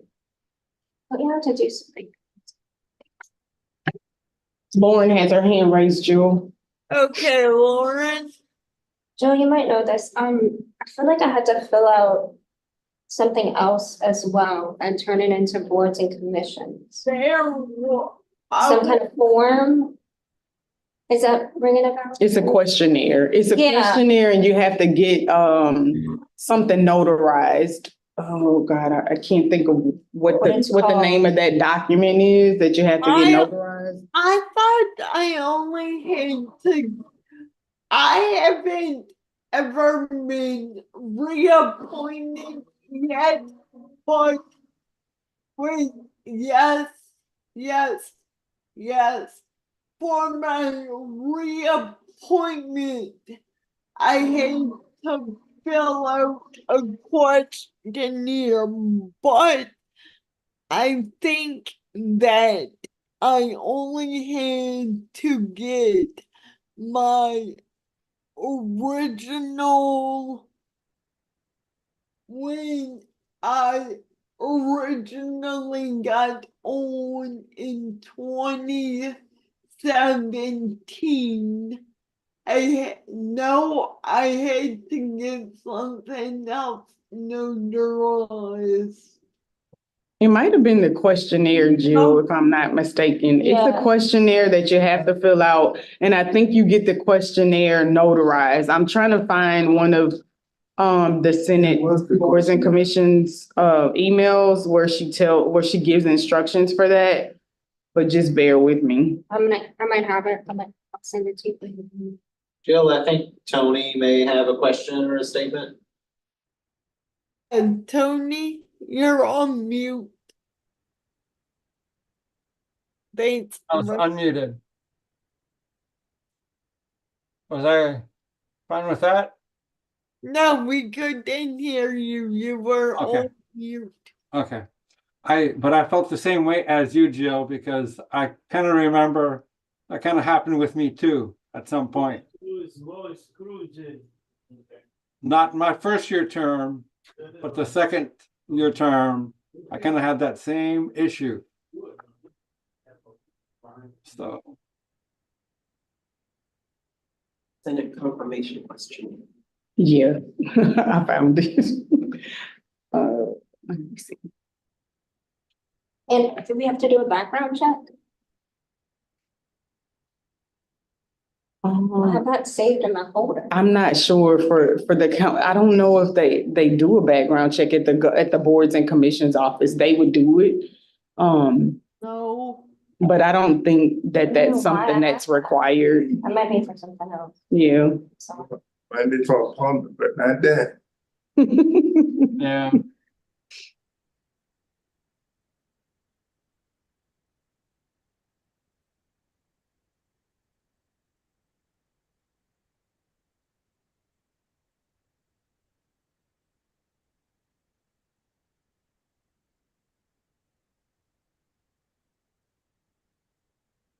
Oh man, no home now. I feel like I eat something.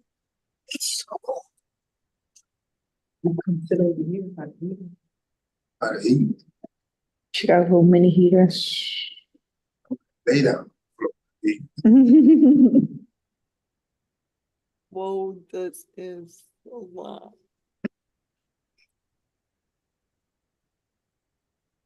Yeah, it's called the Senate confirmation question.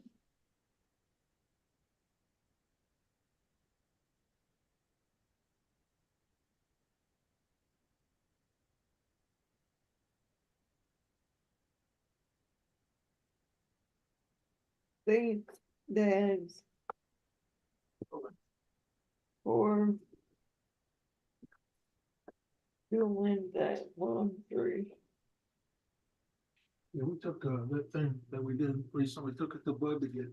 So I took this wording straight from the email that you guys get from Boards and Commissions. I took the wording straight from there. I just changed a couple of things. So complete and return the Senate confirmation questionnaire to the Senate Boards and Commissions office and file and have filed, or I don't know.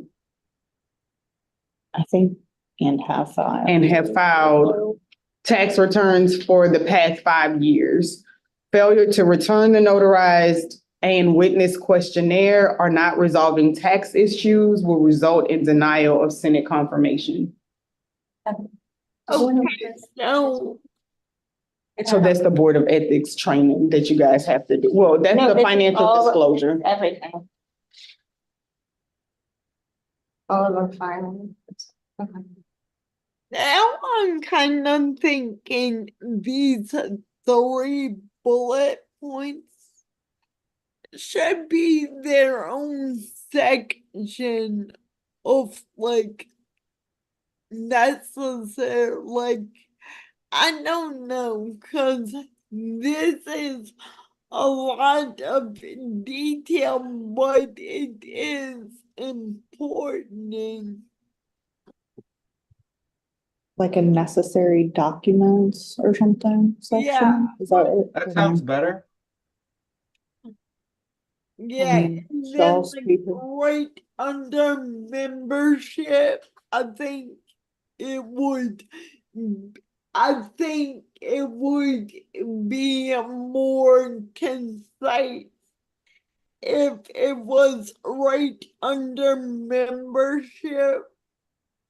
Like, well, I don't know because this is a membership responsibility. So section 4 is council membership. And so you're saying it should go under that or council member responsibilities, I thought, which is where it is right now. I thought maybe council membership, but maybe not. It could go either way. Nicole, do you have any advice?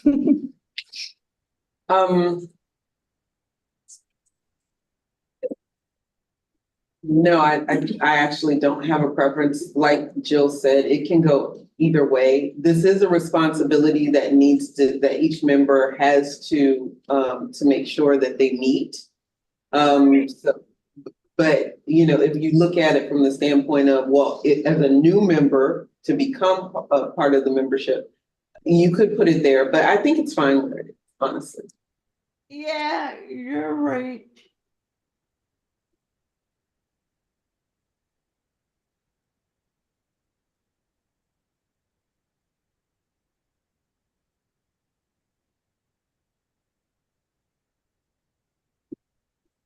Okay, well, does anybody else have any other suggestions? Oh, Tony, did you Oh. have something? Okay.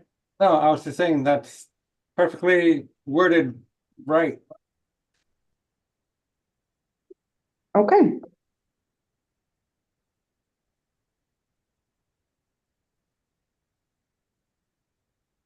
And then the last part just says other duties are provided in the council bylaws.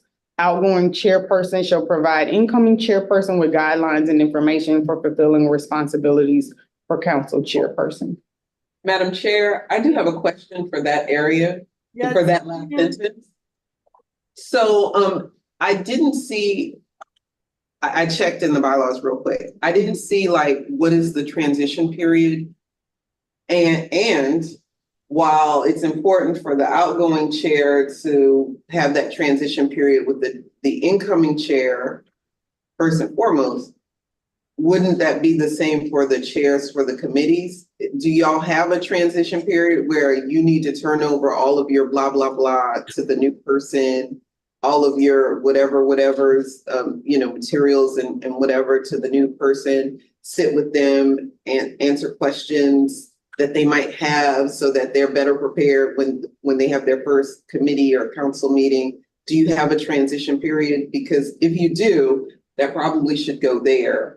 And and if you don't, you should, because that's really important for, the fluid, to maintain, to prevent disruption, to be able to have a transition period where the chair must turn over all of their whatever they might have, I don't know, or sit down with the incoming person to make sure that they answer questions so that there's a smooth transition.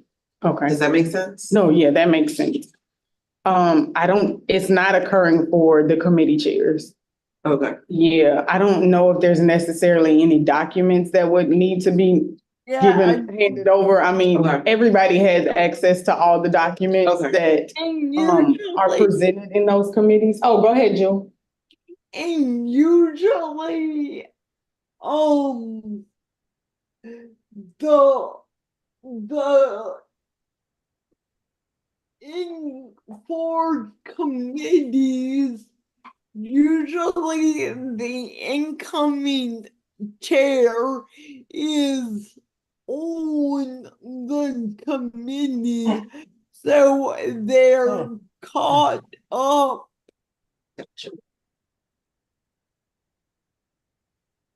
And I'm gonna get in trouble. Okay, That so answers my question. So that's fine. is this okay, or should I add something where it's like transition period, the outgoing chairpersons, or the outgoing chairpersons and chairperson and chairs of the standing committees? However you want to develop that, but I think it's good to make sure that you have sort of a timeline so that they know, even if it's just the outgoing chairperson, you can't wait until the day before the incoming person's sitting at the meeting to turn over to, whatever this requires, You just want to make sure that there's you have an appropriate amount of time for that transition. And so that it's not last minute. That's all. So what would you recommend as like an appropriate timeline? Well, you have, because Yeah, so Yeah. so that's like 3 months. Yeah, and then I would also say, and you participated in this, we always have like a new officers training for the new incoming officers. So I feel like it's more so the staff who orientate, especially the standing committee chairs. Okay. Because we provide them with scripts and other guidance to help them along the way when they're chairing those meetings. Yeah. As opposed to the previous person that was in the role, if that makes sense. Right. So just specifically for this, then whatever, I think you said that transition period should be clear just for the outgoing chair to provide the incoming chair with whatever guidelines and information should be provided. Transition period? Does anybody else have any other wording to put there as far as like the timeline goes? Or you could just put to ensure a smooth transition, the outgoing chairperson shall provide incoming chairperson with guidelines and information for fulfilling responsibilities for the chair.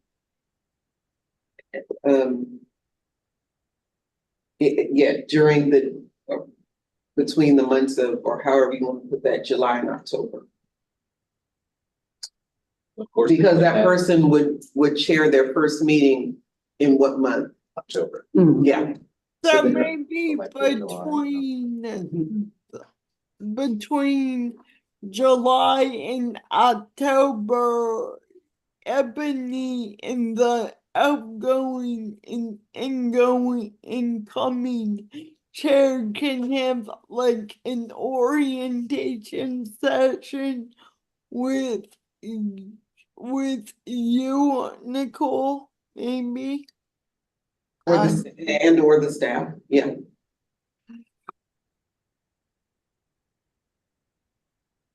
Should we put something like of an election year or? Yeah, because I was gonna say sometimes you're not elected in July. If the chairperson happens to resign, then your vice chair might end up stepping up. Or if they don't want it, they might have an election sooner.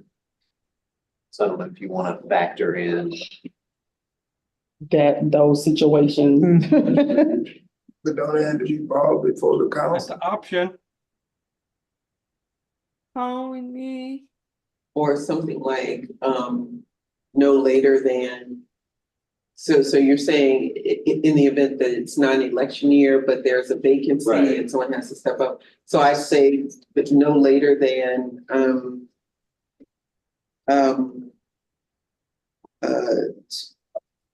2 months prior to the incoming chair's first council meeting or something like that.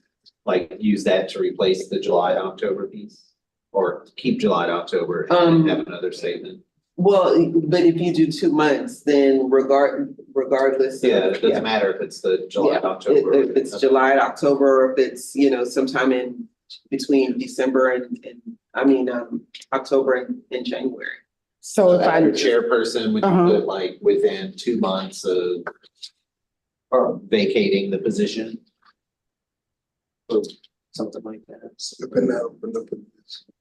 Well, 'cause it may not be a step down within 2 months 2 of months. the But that would then require that the thing, you either elected the new person within that time frame, or the vice chair steps up within that time frame. So I would say if you link it to the time frame prior to that incoming chair's presiding first meeting, then it just ensures that they get it done prior to that person having to sit in their role. chairperson. It's tied to that versus. So after chairperson, you put at least, so guidelines and information for filling responsibilities for council chairperson. At least 2 months prior to the new chairperson's first Council meeting, meeting, yeah. or, yeah, Everything should have the if possible, because some people have to resign enough time, and like some people, once they're done, they're done. Like, and I mean, some people, a chairperson might have to resign. And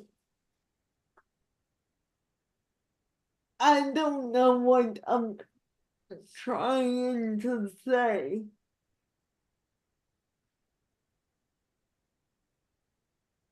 Some people Madam may to be through with the council in an abrupt manner. Madam Chair, I think I understand what you're saying. Hopefully, those are exceptions and not the rule. So Right. in those with extenuating circumstances, obviously this won't be able to happen, but as a rule of thumb, if there's an election or if there's a vacancy, that's not, that situation where the person throws up their hands and say, I'm done. This should be the expectation that there is a transition from one to another. Barring those special situations where that is not the case. But you understand what I'm saying? So we should set it based on the rules and not the exception. Okay, okay.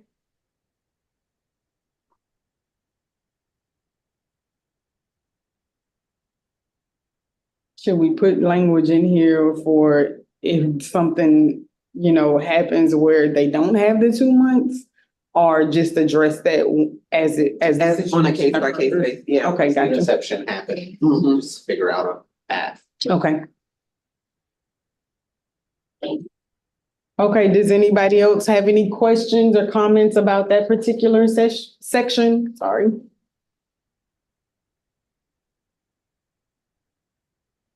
Okay. So the next section that is suggested is the selection process for a new executive director. Now, this is a brand new section that the parliamentarian and council staff recommend that you guys add to your policies and procedures. And the staff didn't want to make too many recommendations because we want this to be y'all's process. But there were two things that we wanted to make sure that you guys did. So we did make a couple of recommendations. The first one is during the vacancy of the executive director, the executive committee will appoint an interim executive director and provide the interim budget authority. The interim is going to need signing authority to sign off on your invoices and make sure that all of your business can be taken care of. So this is an absolute necessary step that you all take in the case where you do have a vacancy for the executive director position. The next one is the executive committee will review the position description for the executive director and make any necessary updates. The full council will vote to approve the job description and salary range.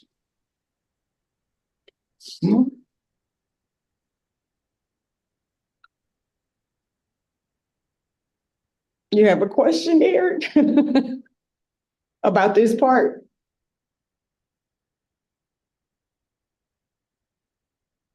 Chair, may I speak? Eric has his hand raised, and then Lauren, Jill. Okay, Eric. This is a new part that we doing? This is brand new. This part was not in your policies and procedures at all. So this is something brand new that you as a committee can decide to make these recommendations to the full council in the case that there's a vacancy of the executive director position. Just in case. And where you going? I'm not going anywhere. Well, let me put that disclaimer out. I don't have any plans on leaving, and according to your bylaws, I have to let the executive committee know well within advance if I'm considering a job. I'm not gonna let you go. Elsewhere. So I do not have any plans of going anywhere. But I do think this is important because of the situation that happened when I was considered for the executive director. And so since you guys didn't have something set and down in your policies and procedures, You was throwing on. no, I just think it's really important for you guys to lay out this process so that there's no confusion if there is a vacancy in the executive director's position. So, Eric, did we answer your question? Yes, I did. Okay.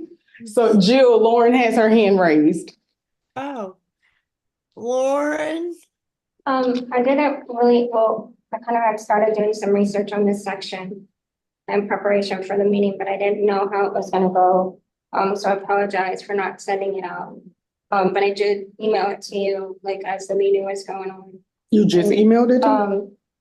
As, I'm gonna make sure you got it.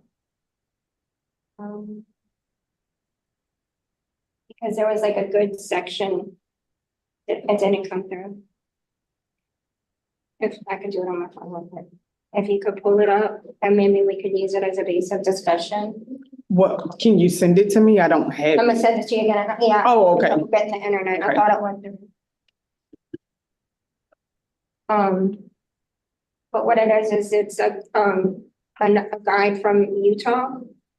They had sent, like, that I had researched, and I thought they did a really great job of kind of like having a basis of that part, and I thought that might give us something at least to look at. Mhm. And if we can make it our own. Is we allowed to make it our own? Yeah, I mean, councils, and this is from another DD council, Lauren? Yeah. Yeah, I mean, It's the Utah. councils They are already very. have the policy and a procedure manual. They are very open to sharing what they create and for the other councils to use it. Yeah. Okay, I sent it. You should be able to get it. It was from my phone.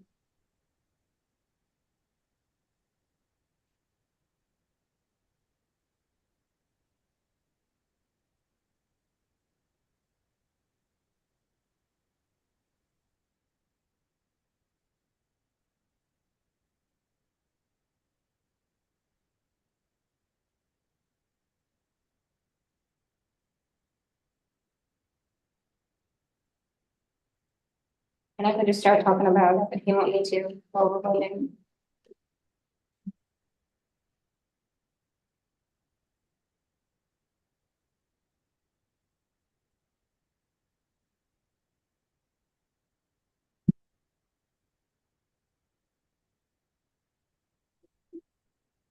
Are you getting that right? Yeah, I got it. Okay, I'm, okay. I'm looking for the exact page on where it is. Would it be personnel policies and procedures? Yes. Hmm. And you can click on, you can actually click on the table of contents and it'll bring you right to it. I think I found it.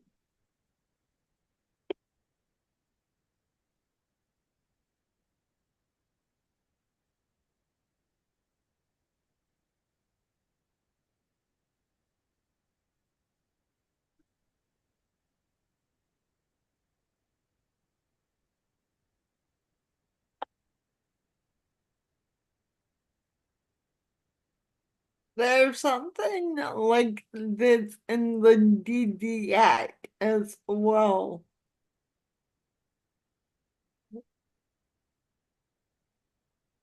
And it just, it talks about the council chairperson, for the committee, conducting the process to recruit, hire, terminate, in cooperation with the executive committee and the staff, in accordance, with, and I guess we, change it to Louisiana Department of, well, I don't know if we're under that, if our state has that human resource management. And then it talks about the process, that a search committee is appointed by the chairperson, which, can review the applications, interview, and recommend top candidates. Members will be notified, and recommended by the search committee. They also had something, I can keep going down. I think the Department of Health Services publish position. Yeah. I kind of like how ballot, that they voted by ballot too, because I don't, So can I add something? We can't vote by ballot because you guys are a public body. okay, All of your votes have to be viva voice. How do you say it, Nicole? Okay. We'll say. Viva voce. So you have to verbally say okay. what your vote is. I'm not sure if the public meeting laws or open meeting laws in Utah are different from Louisiana. Okay. But yeah, we wouldn't be able to vote by ballot. Or the council wouldn't be able to vote by ballot. What would we vote by, Anthony? Viva voce? Mhm. Voce? Yeah, and we could just, cut out that part.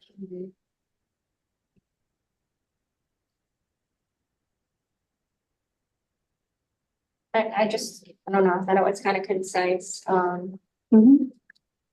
if we want to open up something, because I know there was strong opposition or strong opinions that it should be open, nationwide. So if we want to add something in there, sent out to our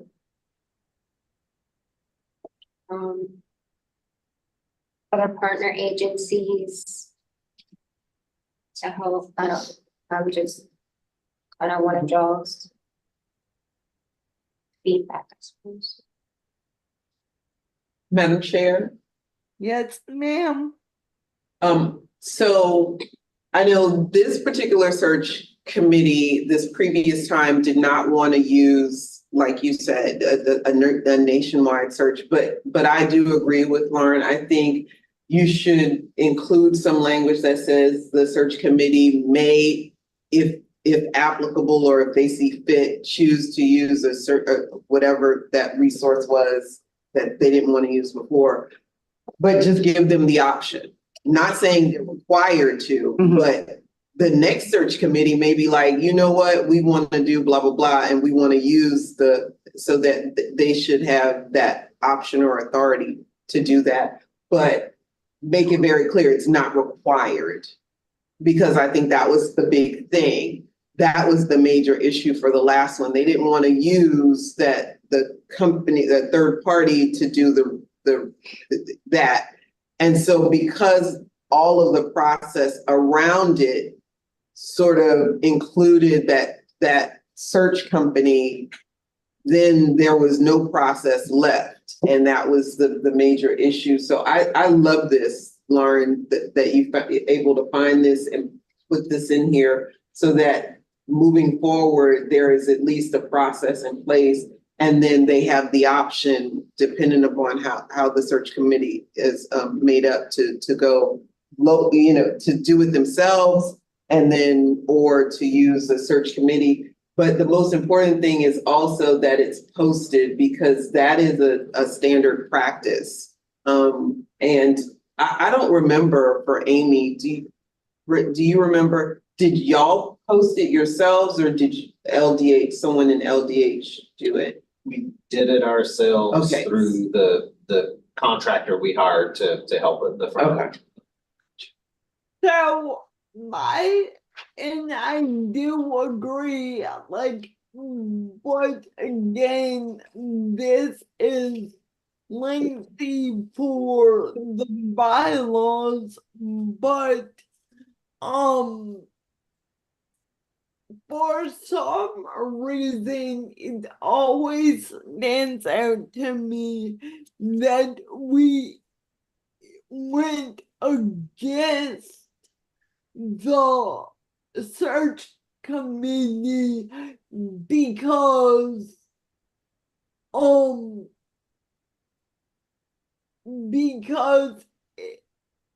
it was we had a salary cap per se, and we didn't hit that salary cap.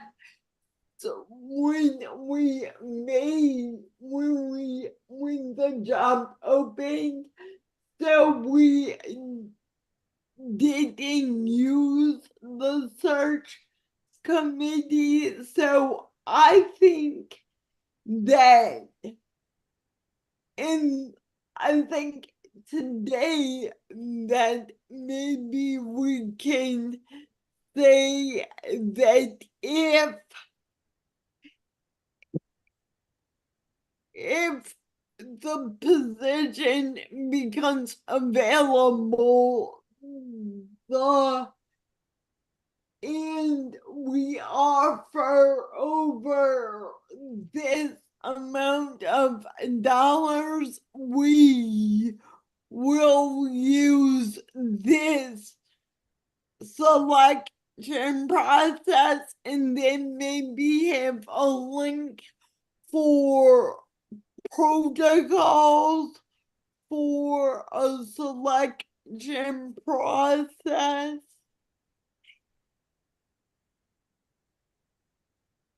But I know that's really, really big. So I know, but that's just off the top of my head.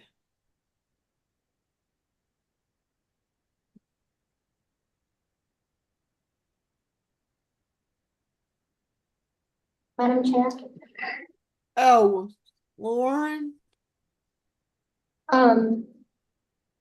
Possibly we could put in there something about the selection council establishing a time period, like a deadline, and salary range, and have it based on a labor market analysis.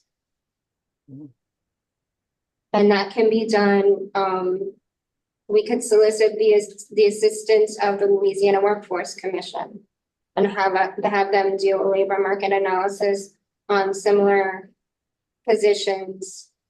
And then that way it's really objective and it kind of takes it out of our hands that we're doing due diligence of what, I don't know if we want to be that specific. But,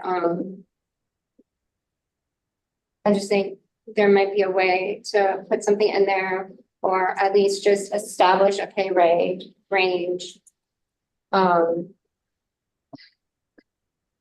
Because that was an issue too. And if we had established, or if the selection committee was able to establish a pay range ahead of time, that might have helped speed up the selection process.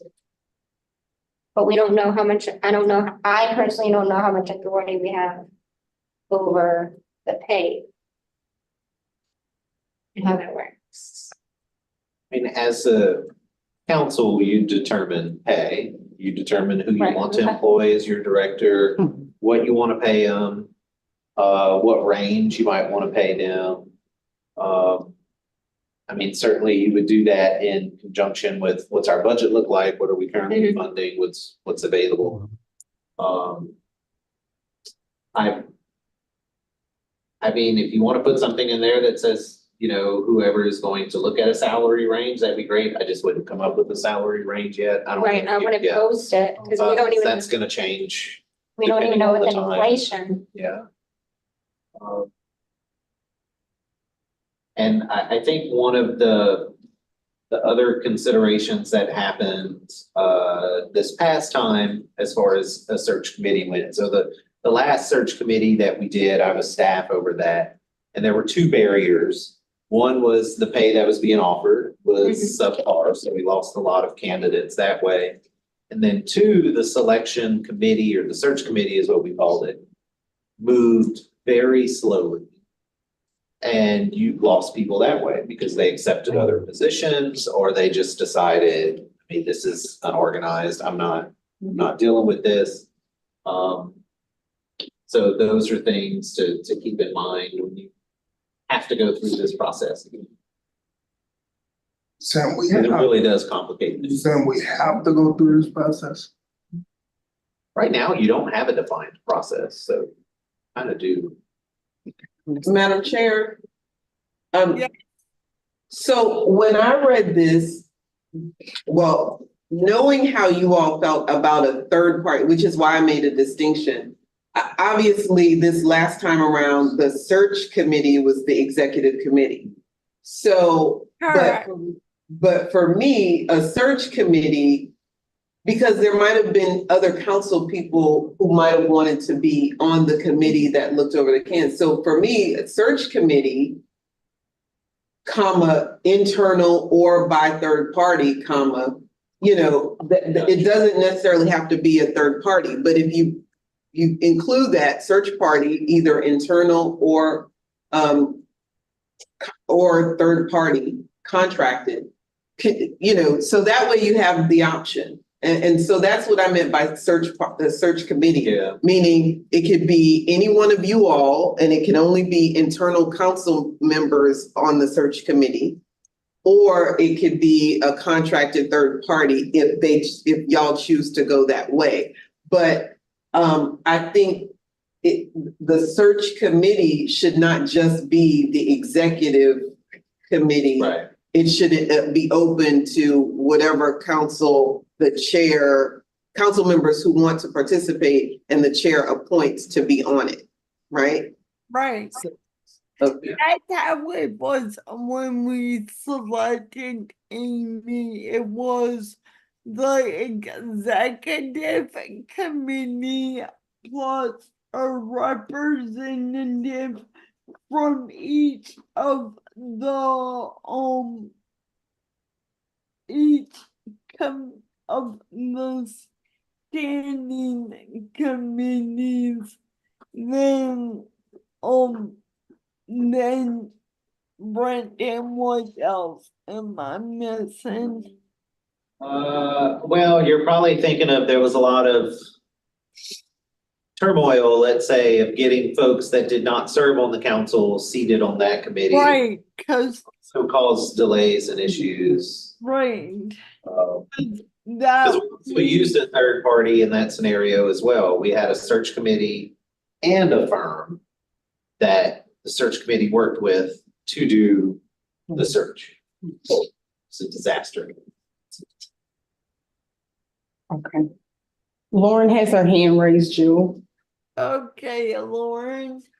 And I guess this is a good one for Brenton and staff. What are your thoughts on making it an ad hoc committee?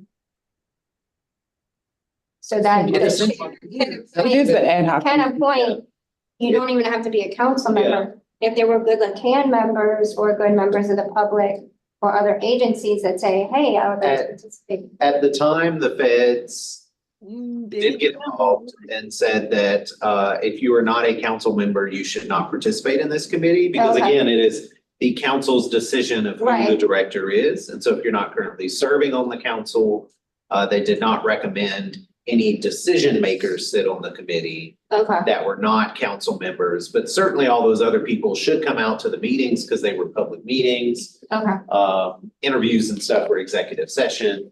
But the public meeting was the opportunity for those folks to okay. I just didn't know because chime in. So it'll be like closed and, And the past time, we did not get our HR department involved. Because the council at the time said they wanted to have this search committee and a third party serve as the, I don't know what you call them, but, and a third party serve. The purpose So of are you finding saying, But our HR department will do that for us if that's something they will post it. They will help you if you need questions or things like that to be able to ask during your interviews, processes. I mean, we pay them anyway, so we yeah, may as well use them. that's what I'm saying. Jill, you muted yourself. And Tony has his hand raised. okay, Tony? You're recognized by Thanks. the chair. Some of that just talked just a second ago, which I can understand what these processes are. And if I'm right, I was in the same area of before I even got accepted to your beautiful council. I was a LACAN member. So that's kind of how I remember that. It was kind of at the same time.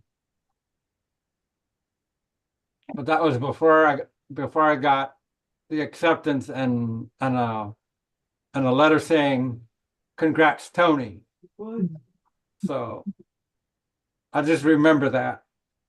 I wasn't sure about any other board members, but if that had happened, but I know that happened with me.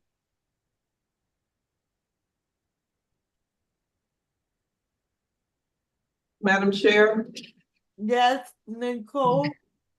so 3A. Isn't 3A part of the duties of the officer in the bylaws? Like, are you repeating? I pulled this exactly from Utah stuff, so. This is. Yeah, but Yeah. Utah's said what was Utah's? It said the selection and responsibilities of the executive director. So I think that was one of the responsibilities. Did it say Hold something on, like let that? me, I'm gonna go back to it, hold on one second. Because what the Utah thing was almost exactly what we did for Amy. So that first part, the council chairperson shall okay. represent the council in conducting the process. I pulled it straight from there. Oh, okay, Yeah. gotcha. It just sounded like a responsibility of the council chair. And so I thought, was this already something that's similar? Under the duties. Oh, okay, I see what Yeah, you're you see what saying. I'm saying? So, Yeah, so that you would start with just B instead of A. Oh, okay. I mean, what's your recommendation that we move that to the duties of the chairperson Yeah. and take it from that? I mean, if that's part of the duties, if that's duties and it's not already in the bylaws in some form, Mhm. yeah.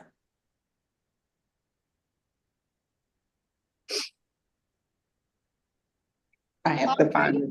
We should just, I don't know, never mind.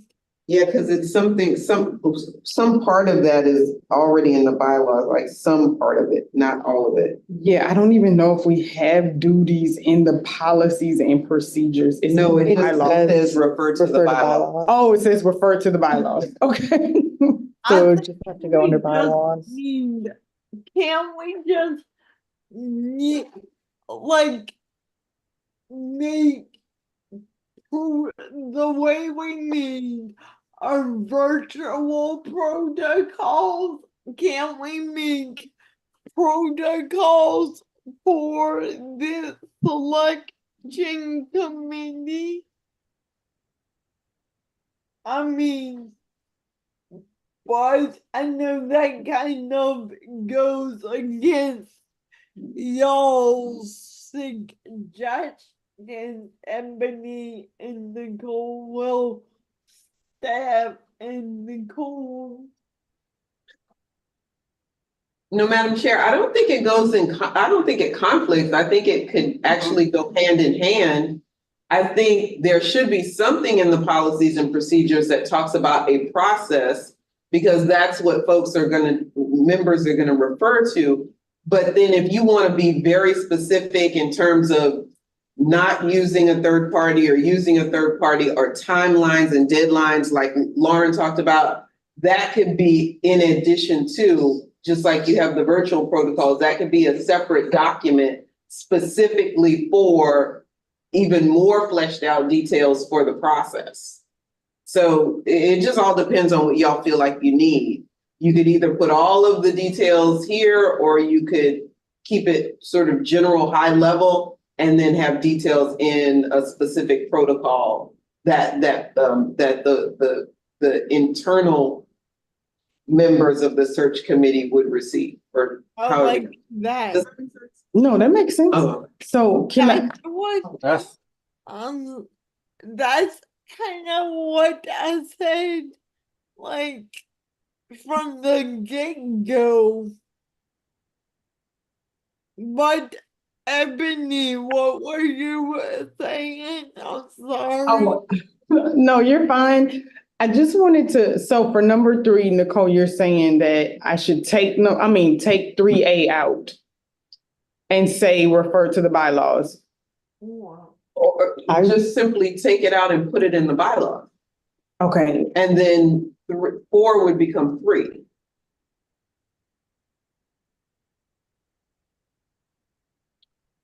So we,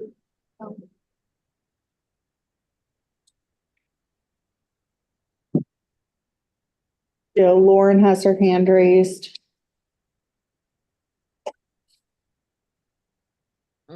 Oh, I got you.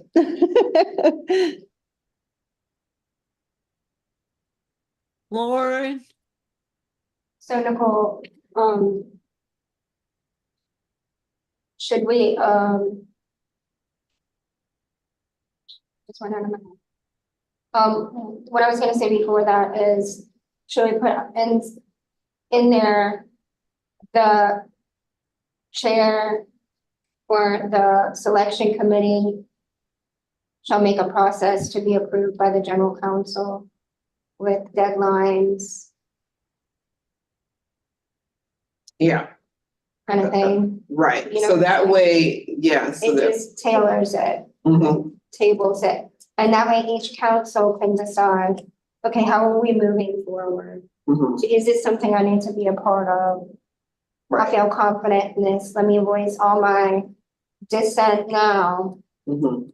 and not like after the process is over and say, Right. oh, you should have opened it up. Right. Oh, you've been without a director for like a year and a half, so. So just what Jill said, so that whole protocol, just the 1-page protocol or however many, whatever that protocol is with the timelines and the deadlines and the this and the that and the other. Yes, that's a beautiful thing. Okay, Nicole.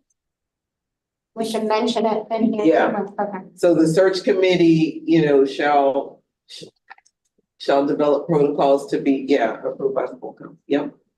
I just have a quick edit. Are we calling it, and it's just consistency's sake, are we gonna say the search committee or the selection committee? Because we use them both.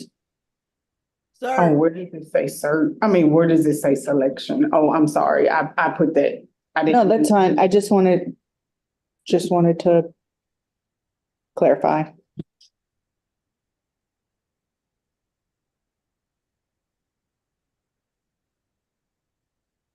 I'm gonna add salaries. And then that could be part of the protocol.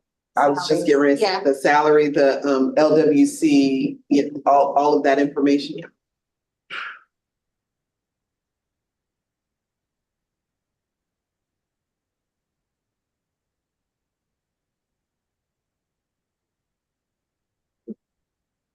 So if the chair of the search committee will do that, then this, I guess, is number 2 necessary.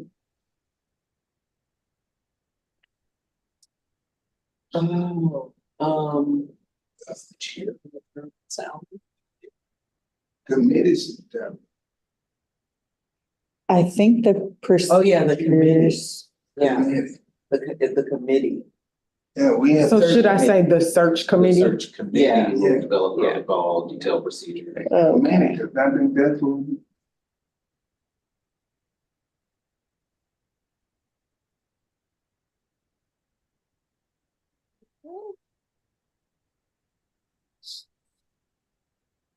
Yeah, that's a good question about number 2, because the only reason it says executive committee is because for all intents and purposes, the executive committee was the search committee. Mhm.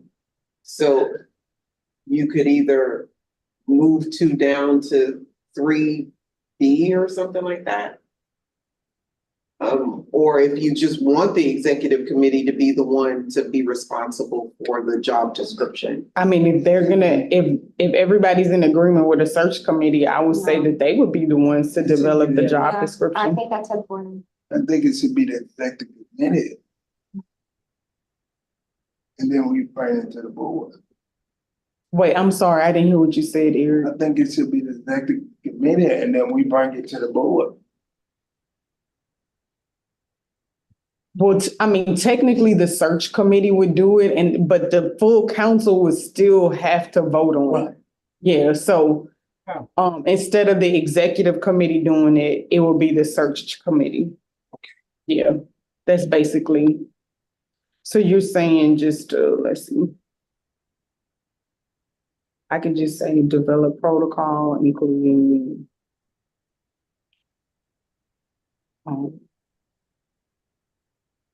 Updating job description, detailed procedures, salary range and deadlines, blah, blah, blah, to be, yeah.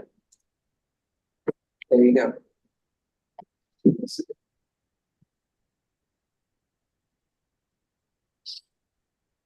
So then this wouldn't be necessary. Okay.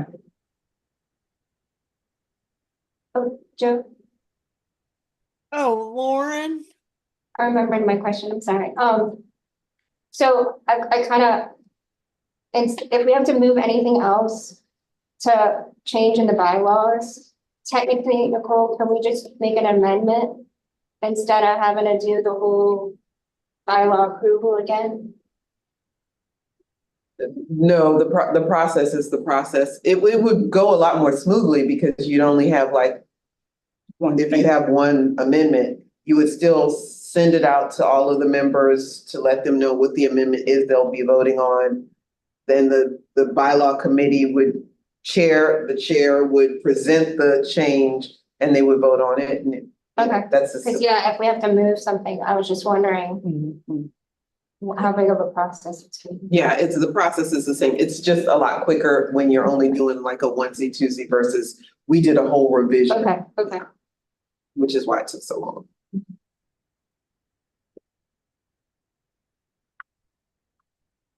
Madam Chair.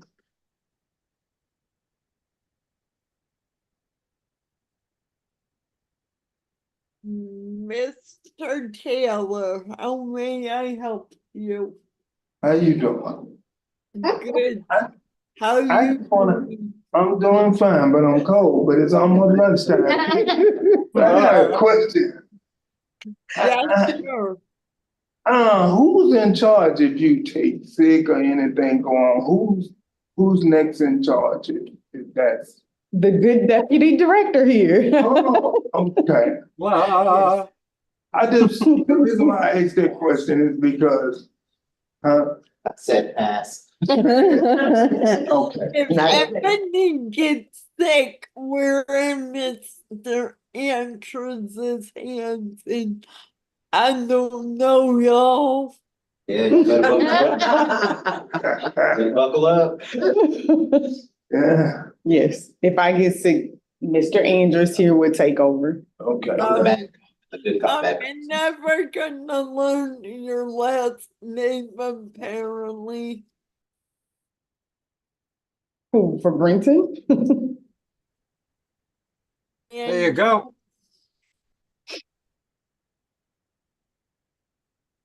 Okay, so before we break for lunch, are you guys good? Do you guys want me to go over this? I can kind of read it out to you, and if you have any other recommendations, we can add them. Go. So, selection process for executive director. During a vacancy of the executive director, the executive committee will appoint an interim executive director and provide the interim budget authority. The executive director is hired through the following process.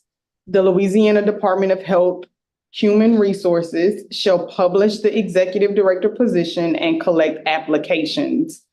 The search committee appointed by the council chairperson shall review the applications, interview the applicants, and recommend the top candidates to the council.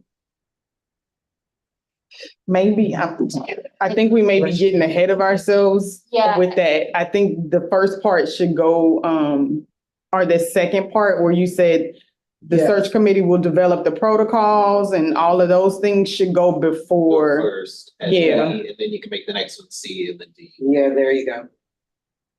Sounds better. Say that again. Brittany. Make this B. Do we need to say that? Yeah, so in this Make scenario, this- you're swapping B and C, Yeah, okay, and then just the language that you have at the beginning of C, you will put at the beginning of B. A search committee appointed by the chairperson. will develop- gotcha, okay. We need to say executive chair appoints the selection process chair or no? No, Wait, 'cause it's the council chairperson, the full council chairperson. Yeah. Okay. On that. Yeah. Okay. Okay, so does this make sense? The search committee appointed by the council chairperson will develop protocol, including detailed procedures, updating the job description, I'll add the developing a salary range and deadlines for hiring the executive director to be approved by the full council. A search committee shall review the applications, interview the applicants, and recommend the top candidates to the council. Put B instead of A. Which, where? B search committee. Oh, okay, Yeah. the search committee, gotcha.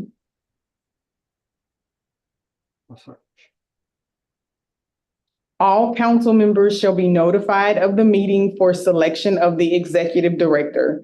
The council shall meet and interview those candidates recommended. I think we need a recommended. Mhm. Recommended by the search committee.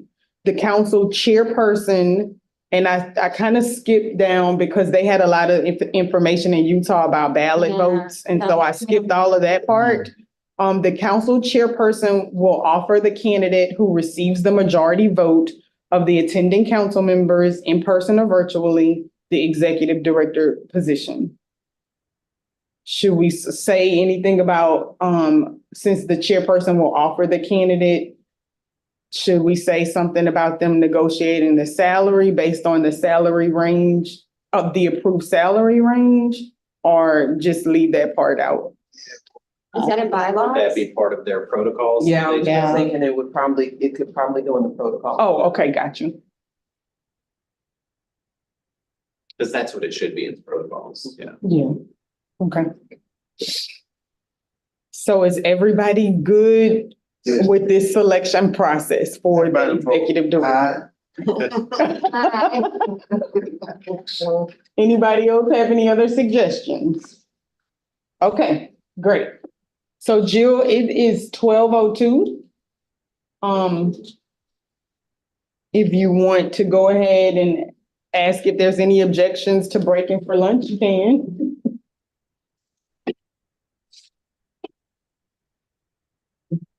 Go for it, Jill. You're muted. The agenda said working lunch and I ate 3/4 of my sandwich. I got you. Yeah, we're gonna talk about some things in here while we're eating. Okay, y'all, So, you're not going nowhere. okay, so are we staying online or just y'all talk? No, we can break. Okay, Yeah. that's cool. Then if anyone, hold on, y'all. If no one objects, then we can break for, it is 12:03. I guess I'll give y'all till 12:10.